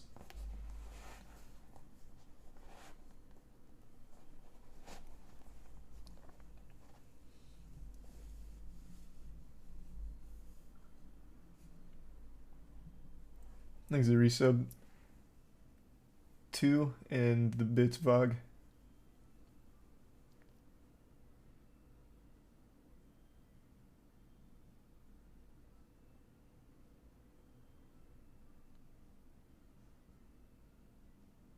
Thanks to the 2 gift subs guy and the Bits Wubbles.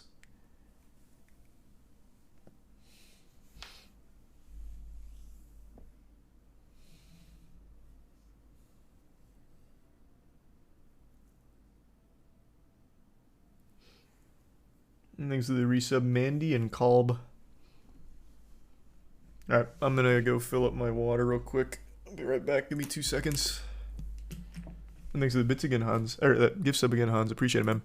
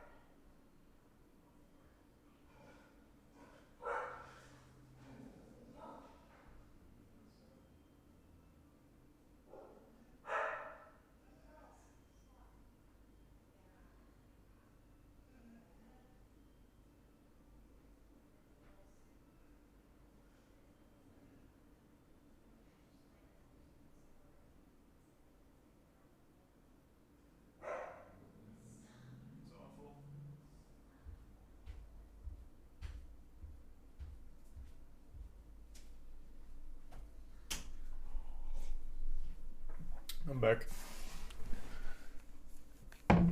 Thanks, you resubbed that guy. The Prime Martian.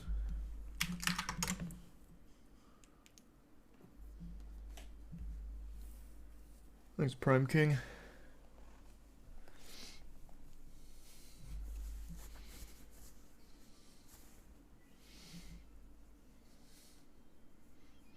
When is the Moisty Sports merch restocked? Usually every 2 weeks-ish. Everything should be restocked.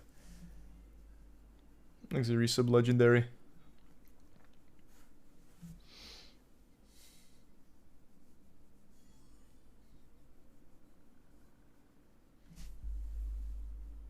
Probably not Noctis.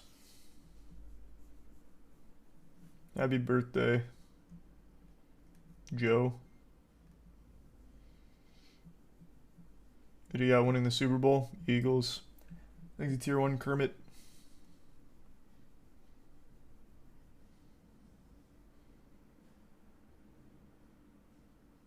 Thanks for the 5 gift subs, Dictionary. Appreciate it, man.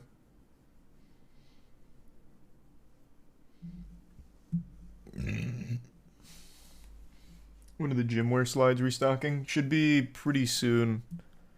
Those should be back up. Thanks to resub Dark Light.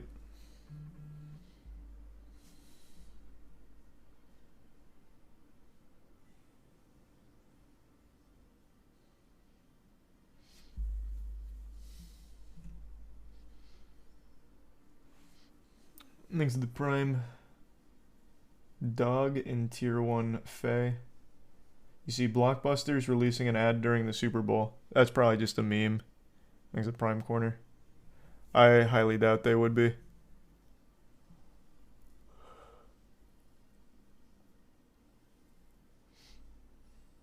I think the resub slam. No, it's real. Seems like a fucking waste of money. I don't know what to tell you. When does the next God Slap come out? February 22nd. So, 11 days.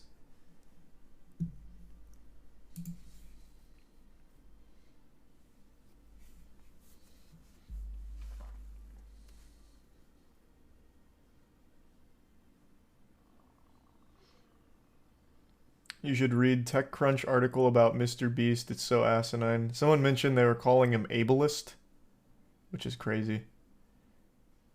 God Slap 1 or 2. No, it's issue 3. 1 and 2 are already out. I'll read it. Fuck it. Why not?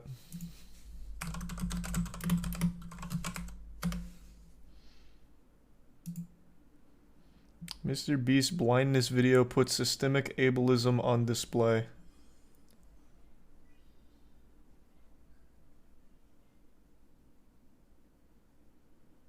Wow. The video was more ableist than altruistic.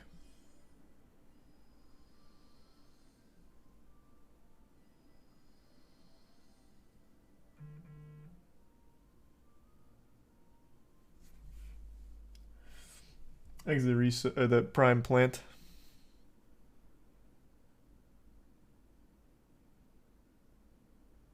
Wow. Wow.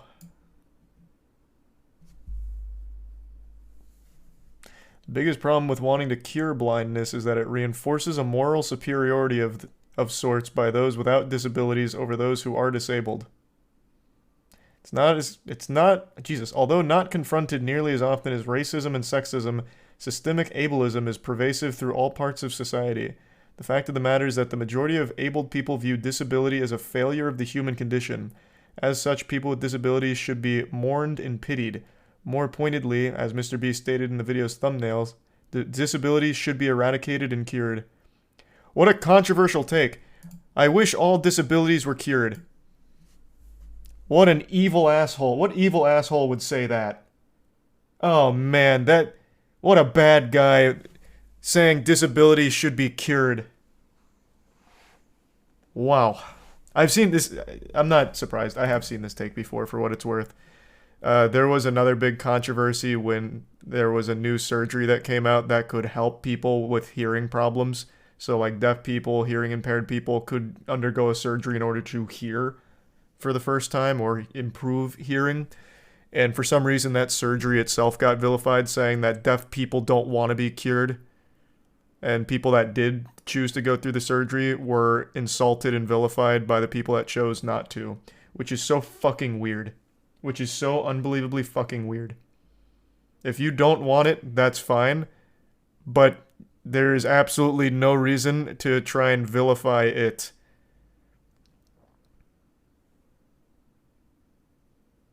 They take issue with the term cure. Nope. That is not what they take issue with. I am very familiar with how all of this goes. They actually... The belief is that's how God made them. That's how they're supposed to be.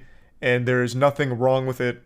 So in order to even get to that position where they are having surgeries is an insult. Because for some reason, they take it as some kind of attack where it's... They just look at us like we're shit. They look at us like we're lesser than them. Which is just a very awful perspective to have.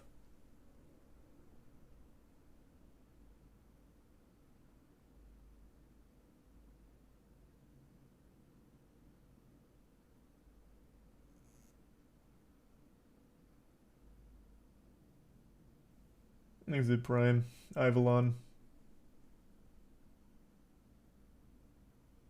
The bits J, yeah, Jesus, I'm sorry to hear that, but yeah.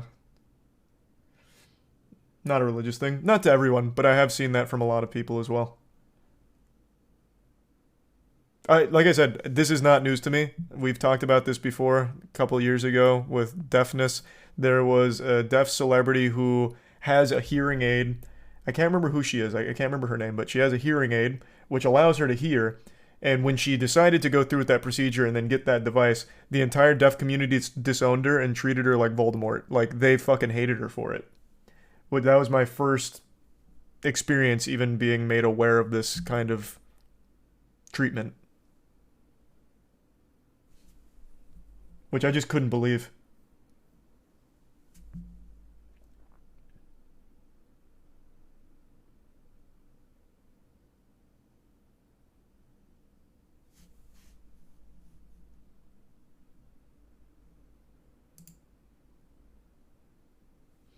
Thanks, Resub Ultra.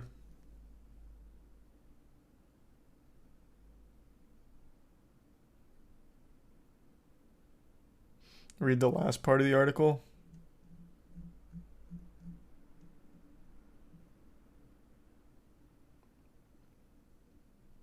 Oh. What a convenient last line. Finding a cure for cancer or cure for AIDS is one thing. Disabilities need no cure. Okay.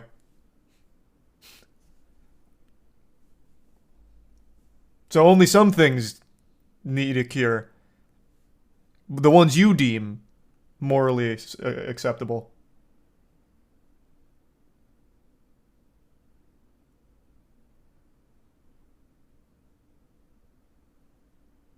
Jesus Christ. What is TechCrunch? I'm not familiar with this site. Do they usually spit out absolute garbage like this?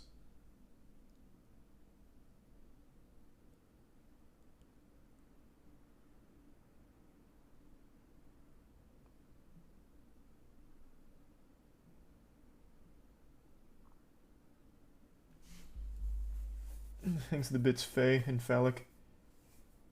Do you know about the spellcasting services on Fiverr like summoning jinns and Lucifer Voodoo? No. That's fucking crazy though.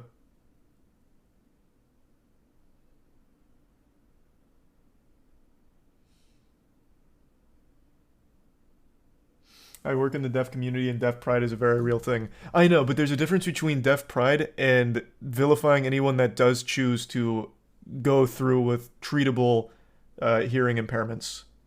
Those are two very different things. I'm not conflating those two. It's two very different mindsets.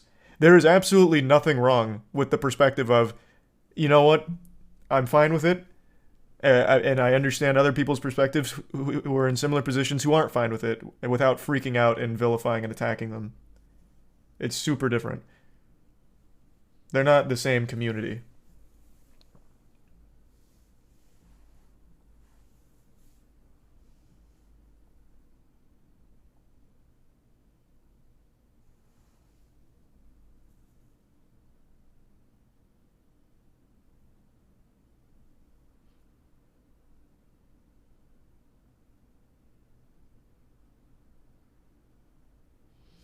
Asman got stun locked on this article for an hour today. Oh, someone told him about this as well. I guess it was a big article then. Yeah, I mean it's just crazy. It's just an absolutely awful take. There's nothing wrong with being like, you know what? I was born deaf. I'm really, I don't want to go through with the treatment. But anyone that does, that's totally up to them. That's totally within their right, and I'm fine with it. Like there's nothing wrong with that. But to write a whole article about how this man is the devil for treating people that consented to getting the surgery because they wanted to see again is crazy. And then for some reason, they're making a distinction between what's okay to cure and what's not okay to cure. So disabilities need no cure. Just full stop, every disability ever needs no cure? Okay, tell that to everyone who is currently disabled and getting treatment from foundations that are doing the best to try and make their lives better and try and improve their quality of life. Go ahead and slap the treatment right out of their hands. Since you speak for everyone with disabilities.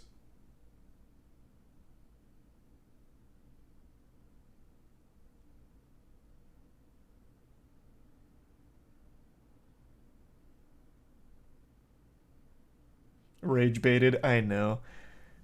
I know. It's just, this is so fucking unhinged. It is so unhinged. He's a tier 1. Aura Wind. Mr. Beast even replied to this on Twitter. That I don't believe. I don't think he'd get this deep into the swamp. He'll sometimes dabble in the pic. Oh my god, he actually did reply to it. Wow. You weren't wrong. So he replied and ratioed the ever-loving fuck out of them. 163k likes on his reply to their 5k like article tweet. So you prefer we don't help people get life-changing surgery they want and they asked for. TechCrunch has not been seen since this since this reply.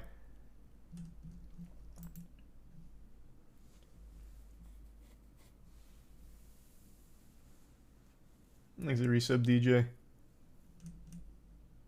But yeah, this publication should be absolutely ashamed of publishing something like this. Pure rage bait.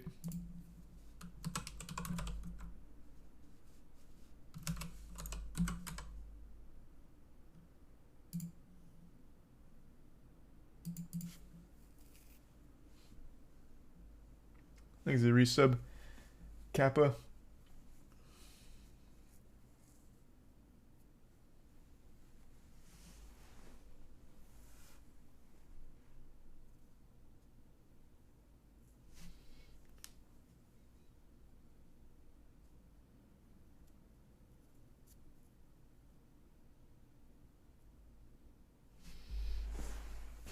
I don't think most media outlets have shame anymore. Well, it's far more lucrative to not have shame. In general. Like, that's not just media outlets. That's everything in general.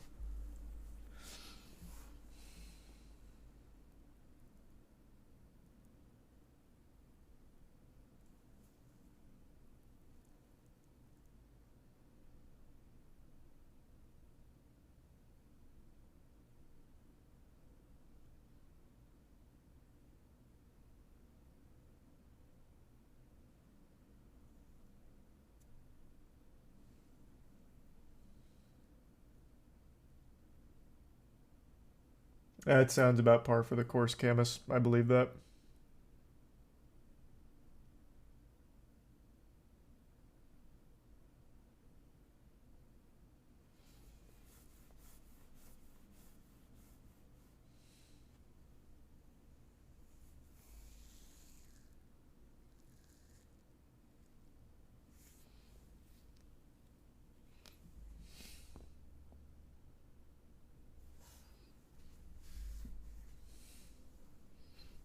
You gonna play some Dark and Darker? I still plan to, yeah.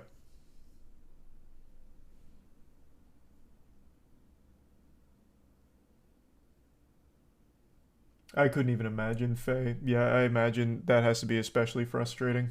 I'm sorry to hear that as well.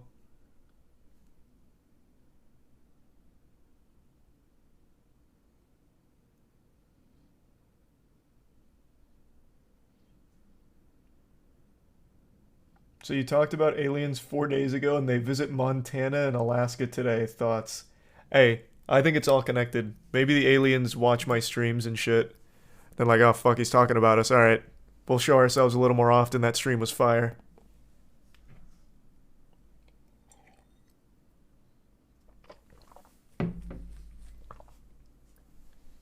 Thanks for Prime, Josh.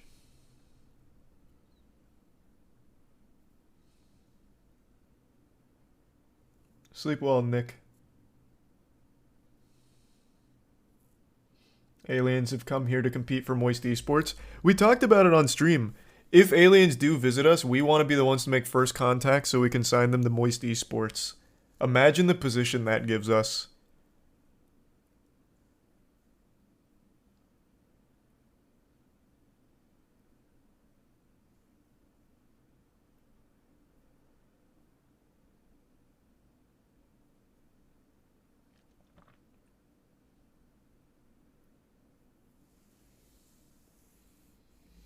They would be dog shit at video games. They don't need to go pro in any game. They can just be like content creators for us. Thanks to resub Kinsey.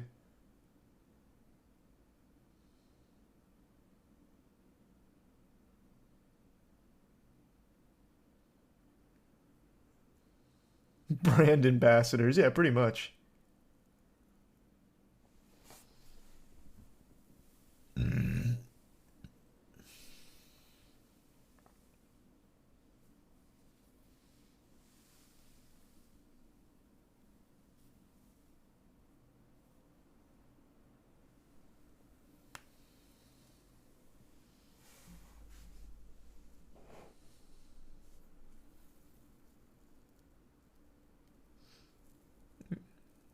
What do you mean?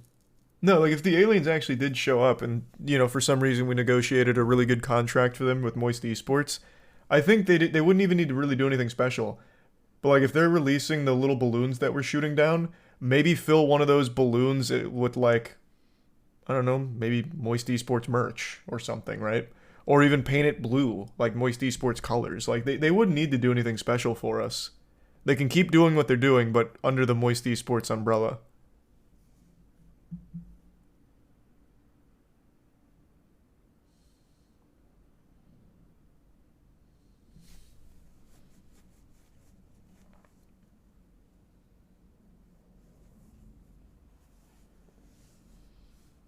What if the aliens break TOS? I mean, that's fine. We'd have to teach them the guidelines and shit. Plus, I doubt they'd want to go that hard anyway. Like right now, all they're doing is getting shot down. Like they're not doing anything too risky. So, you know, we could tune it a bit, make sure it stays above board.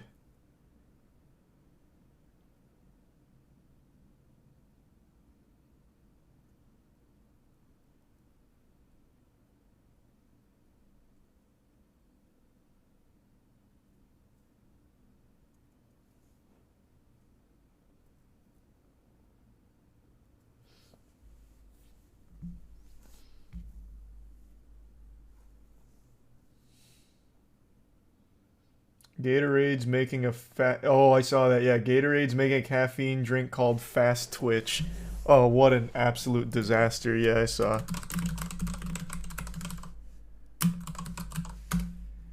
I fucking saw. Where's the news?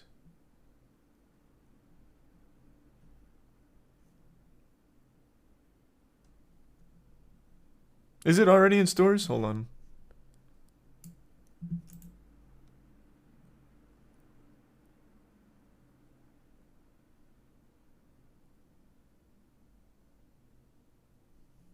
Oh yeah, it is.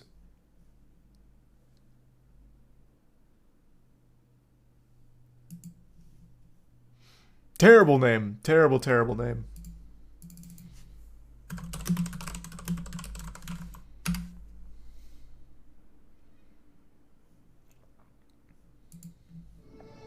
This is Fast Twitch. And also, they took the FaZe logo, which is crazy.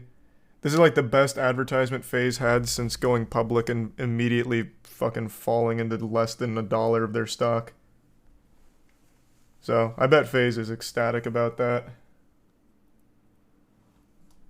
Twitch, a new energy drink from Gatorade.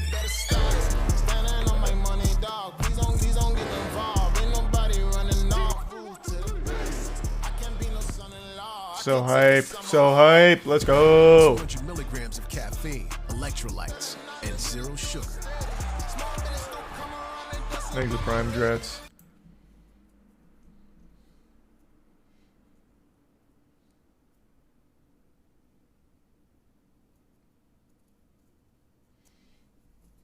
And the resub Twitch. And the Prime Mist. Is it not the FaZe logo? No, it's actually not the FaZe logo, but it legitimately looks exactly like it. It's pretty much indistinguishable. The only thing it's missing is that. Just that last notch there. But it's exactly the fucking same. FaZe should sue. With what money? They are eating so much dick right now, unfortunately. What is their stock price at? Isn't it still like 70 cents? Yeah, 74.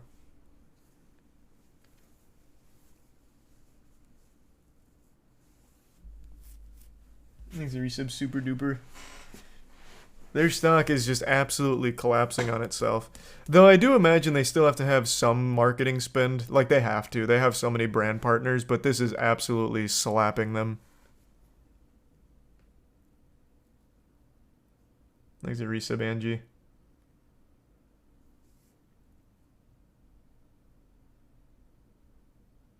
What happened to them? Can you give a recap? What's happening to them is the same thing that's happening to every single esports organization. Everyone has learned that there is no money to be... Esports is the worst business in the world if you're trying to make money. Bar none. There is no worse business you can be in than esports if you're trying to make money out of it. And now everyone is learning that lesson the hard way. So all of these like legacy players in the esports space, all of them are collapsing. That's why you're seeing so many rosters being released. That's why you're seeing so many big departures from games, because they can't afford to stay there anymore.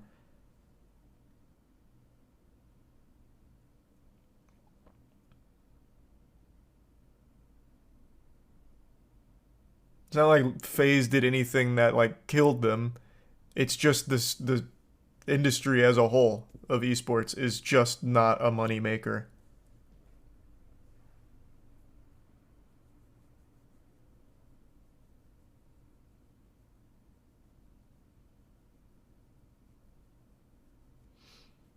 How do 100 Thieves and TSM differ though? I actually thought I read something recently about 100 Thieves not doing super great, but maybe that's not accurate information. But 100 Thieves was doing fine because of their merch, as well as all of their other business acquisitions, like taking what was it? Respawn chairs? Did they buy Respawn chairs? I think it was.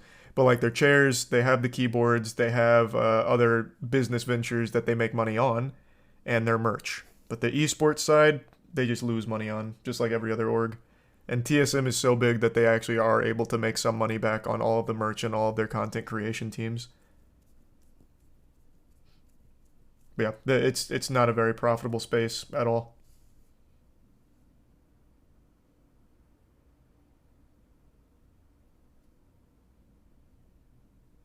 Will Moist Esports go public? No. And I'm going to tell you right now, because of what's happened to FaZe, no other big esports org is going to consider going public because this has not worked out for them. Thanks to the Prime. Coca.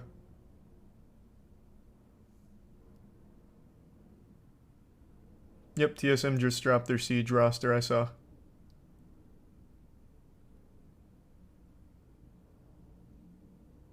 So the only profits are merchandise. That seems really dumb. I mean, merch is just... It's like the only thing they can make it back on. Except for like the orgs that sign content creators to a pretty predatory contract where they're taking from the creator earnings like ad revenue or sub revenue on Twitch. Some of them are able to claw some money, some pennies here and there, but even that's not enough to be like profitable and making money because everything is so expensive.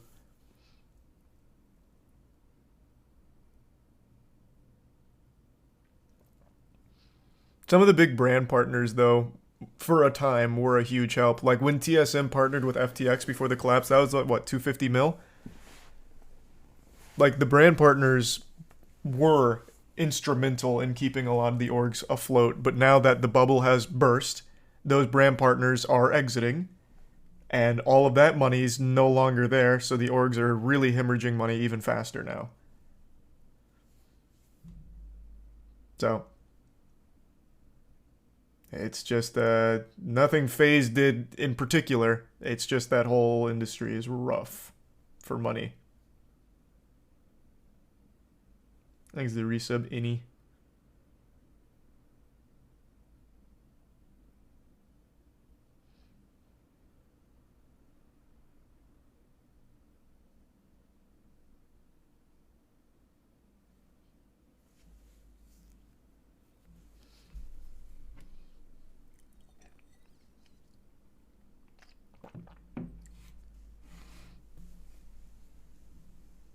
You hear about Toronto's mayor having an affair? Why would I have heard about that? That sounds like a very, like, specific to Toronto kind of thing. You think esports going to start becoming sort of niche again? Esports is, like, esports viewership as a whole and engagement has done nothing but grow. But that doesn't mean money in the pockets to the orgs. Not even close.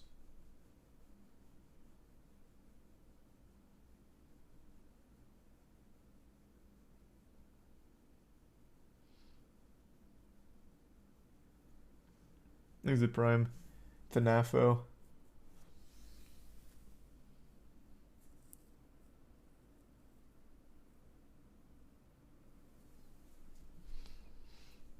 Free to watch, probably why it's so hard to make a profit. There's so many factors, man. We've talked over this shit quite a bit. I don't want to just keep repeating myself. We've gone over a lot of it. There's a lot of factors.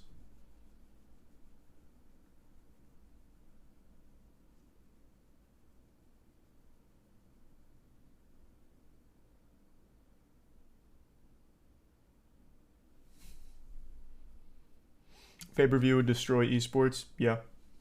Yeah, probably would. And yeah, we did talk about it, Faye. Thanks to the tier 1 kicks.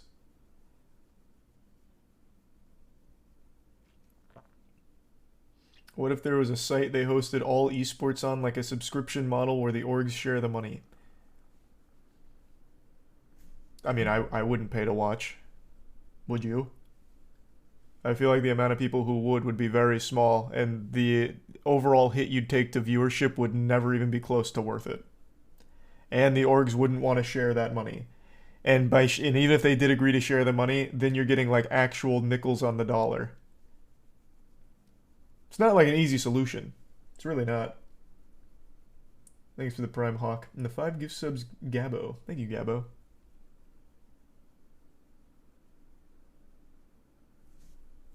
And the resub, Keegan, and the bits, Crosby. The only thing stopping esports from becoming bigger is a better way of making money. Yep. That is pretty accurate. But no one's really cracked the code quite yet. Thanks to the Prime, Akash, and the resub, Dirty.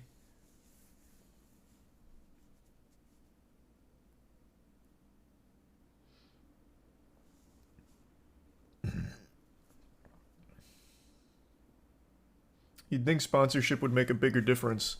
Why? A lot of these companies aren't dumb, man. They know that people on Twitch, when they see like an ad, like let's say, we'll just use TSM. You're watching TSM, you're watching one of their brand partners. I can't remember which car companies with TSM, but let's say they start doing a promotional push for that car company. I would wager you can count on one hand the amount of people that would even stop for a second to consider going with that car brand as a result of that.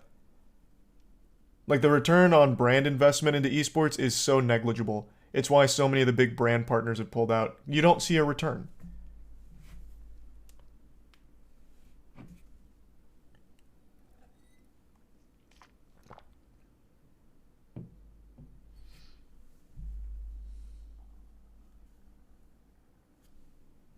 This is the resub panda.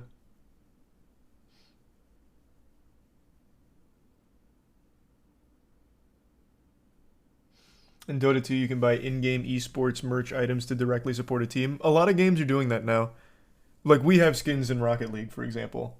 And it's super nice, but that's not even close to covering the cost of having the team. Not even remotely close.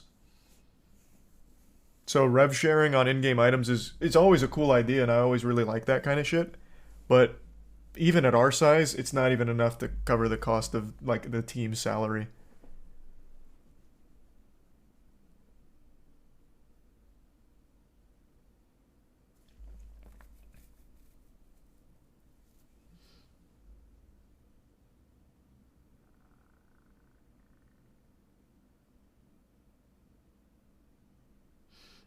No one cares about ads anywhere, anyway. Yeah, but you see more of a return in the traditional sports field.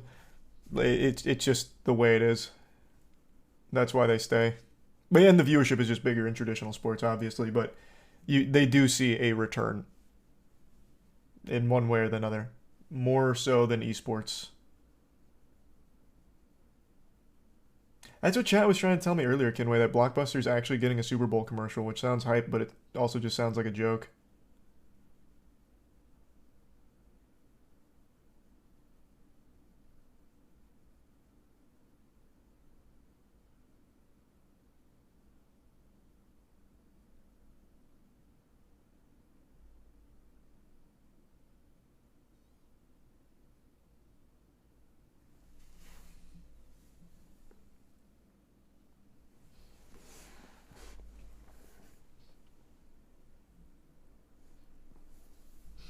Esports just isn't accepted as actual sports, but I think eventually it will be and start becoming more lucrative.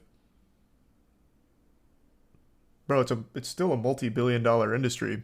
It doesn't have to be accepted as a real sport. You can absolutely argue that it's not a real sport, and it doesn't matter. That perception in no way is hindering their ability to make money. It's just a really tricky industry to make money in. Like, people being mean about esports is absolutely not a hindrance to, like, the esports orgs.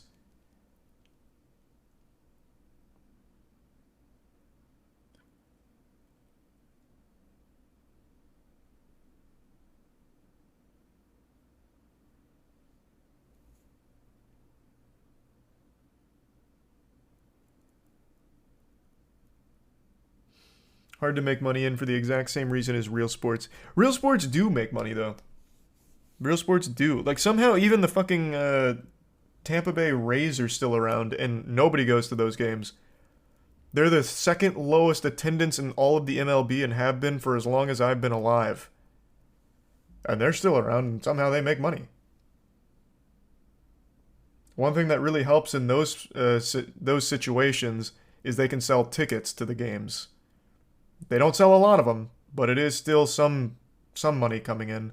Esports orgs don't have that luxury. FaZe can't sell tickets to the CSGO major and get money from that. You know what I mean? So there's just more, there's more ways of monetizing in sports as opposed to esports.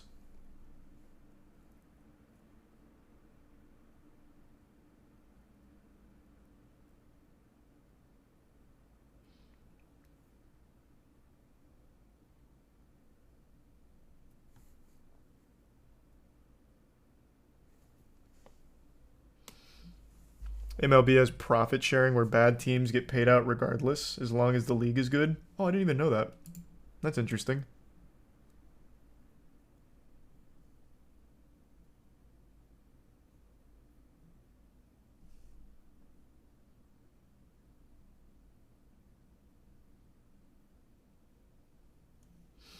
Pro teams have cable TV deals, NFL and Fox, for example. Yep, that's another big thing. But that wouldn't work for esports because why the fuck would they have like a TV deal when you could just go on Twitch and watch the esports for free? Yeah, a lot of it just doesn't translate.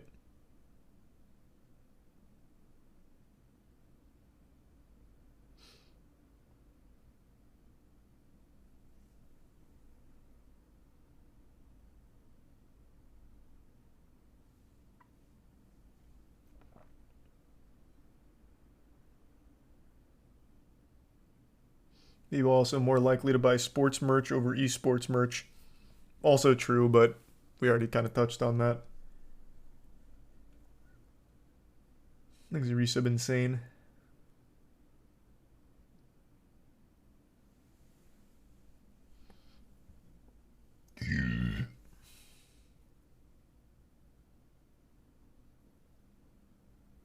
Thanks to the Prime Lint.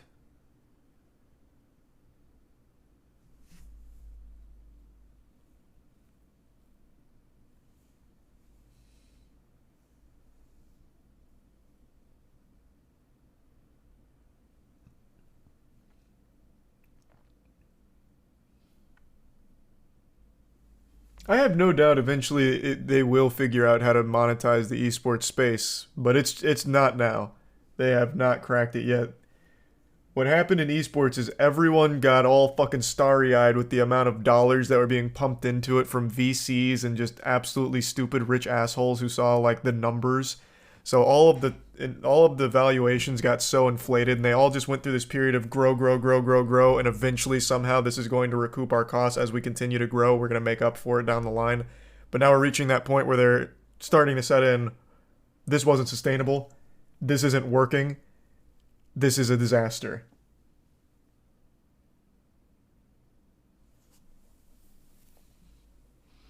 Like fucking E-United 2 months ago just completely collapsed. Like, so many esports orgs are going through the exact same thing. The tier 1 Rec and tier 1 Leg in the Prime Luce and the resub Julio.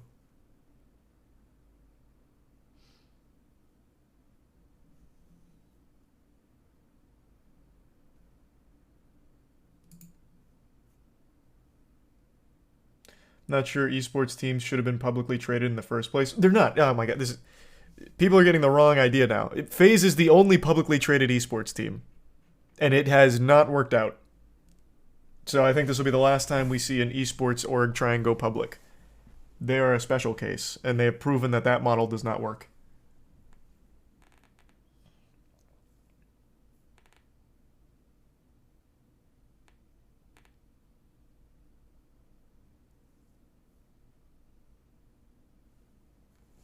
Thanks to the resub boy and the bits underscore. Sinister Squidward speedrun, huh? First I've heard of that.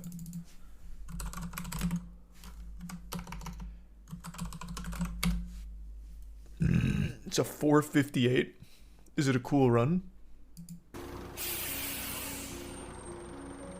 I can't stand working here. Everyone is so fat and annoying. I don't care anymore. I'm going to kill all these people.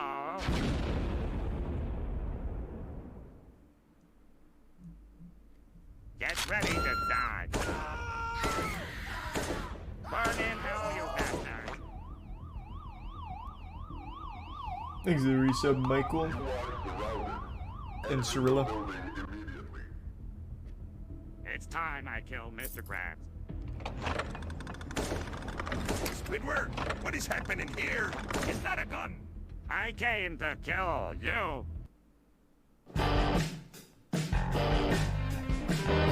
This is a really boring speedrun. What a wacky game, though. To kill them. For saving me.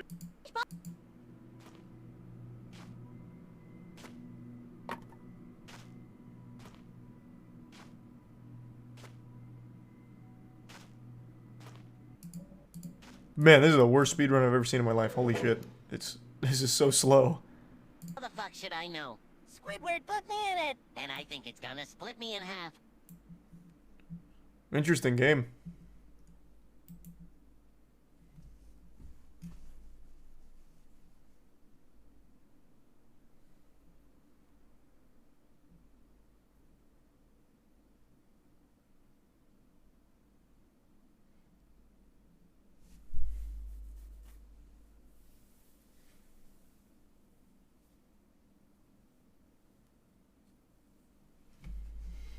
No, I'm definitely not speedrunning that one. Fuck that. That looks boring.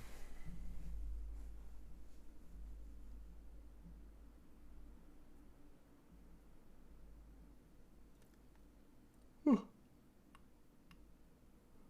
see the Breaking Bad ad for popcorners? Yeah. I've actually been eating popcorners for a minute. I'm happy they're successful. Thanks to Tier 1 Cr1tikal.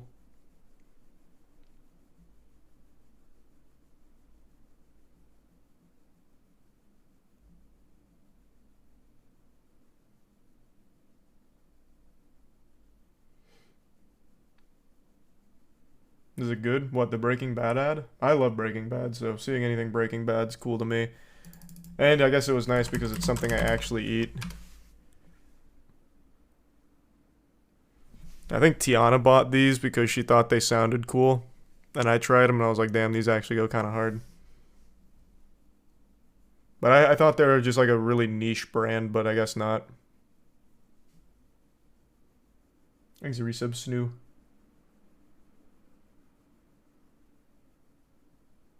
The Bits Gaming. What flavor do you eat? I actually eat all of them. There's not a bad flavor. The best flavor is kettle corn. I think there's only 4 flavors, right? It's nacho, sea salt, white cheddar, and kettle corn, I think, right? Or am I missing one? Yeah, I think that's it. They have 7? What are the others?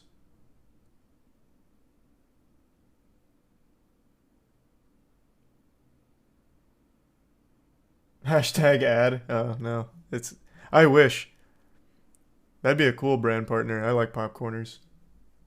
Thanks to Resub, Bomb, and Flame, and Evil. Pizza, sweet chili, jalapeno. Okay. Oh, spicy queso. That's what I was thinking of. That's not the nacho one. There is no nacho one. It was spicy queso, right? Yeah. The nacho one that I was thinking of is the spicy queso one. Yeah. Kettle corn, sweet chili, sour cream and onion, white cheddar, kettle corn, sea salt, spicy queso. Those are the 7.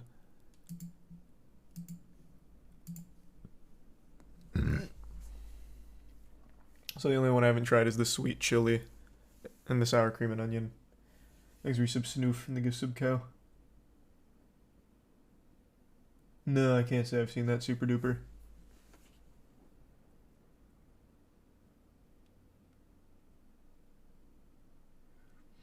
We're going to be seeing some Tekken 8 or Street Fighter 6 when they drop. You bet your sweet bippy. I'm very excited for those games. There's a Prime Lenara.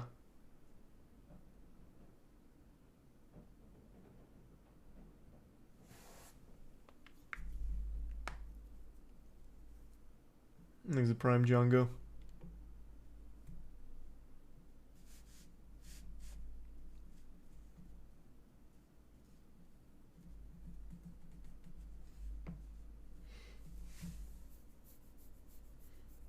I'm going to try and grab players for them. Yep.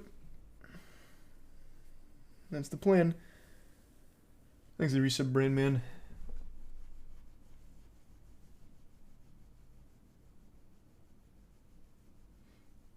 How's the Exodus from the Earth competition going? Fucking amazing. The runs are so good. I think it's one of the best speed games. It's so fucking good. It's all the way down to 22. And I think it'll be sub 20 by the time we're done. It's fucking great. Hold on, I'm gonna go say goodnight to Tiana. I think she just went to bed. I'll be right back. Give me 2 seconds.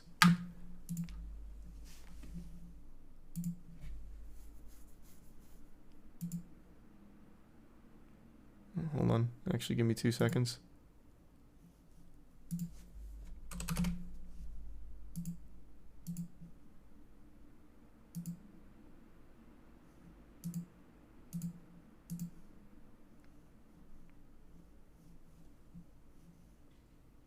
Okay, I'll be right back.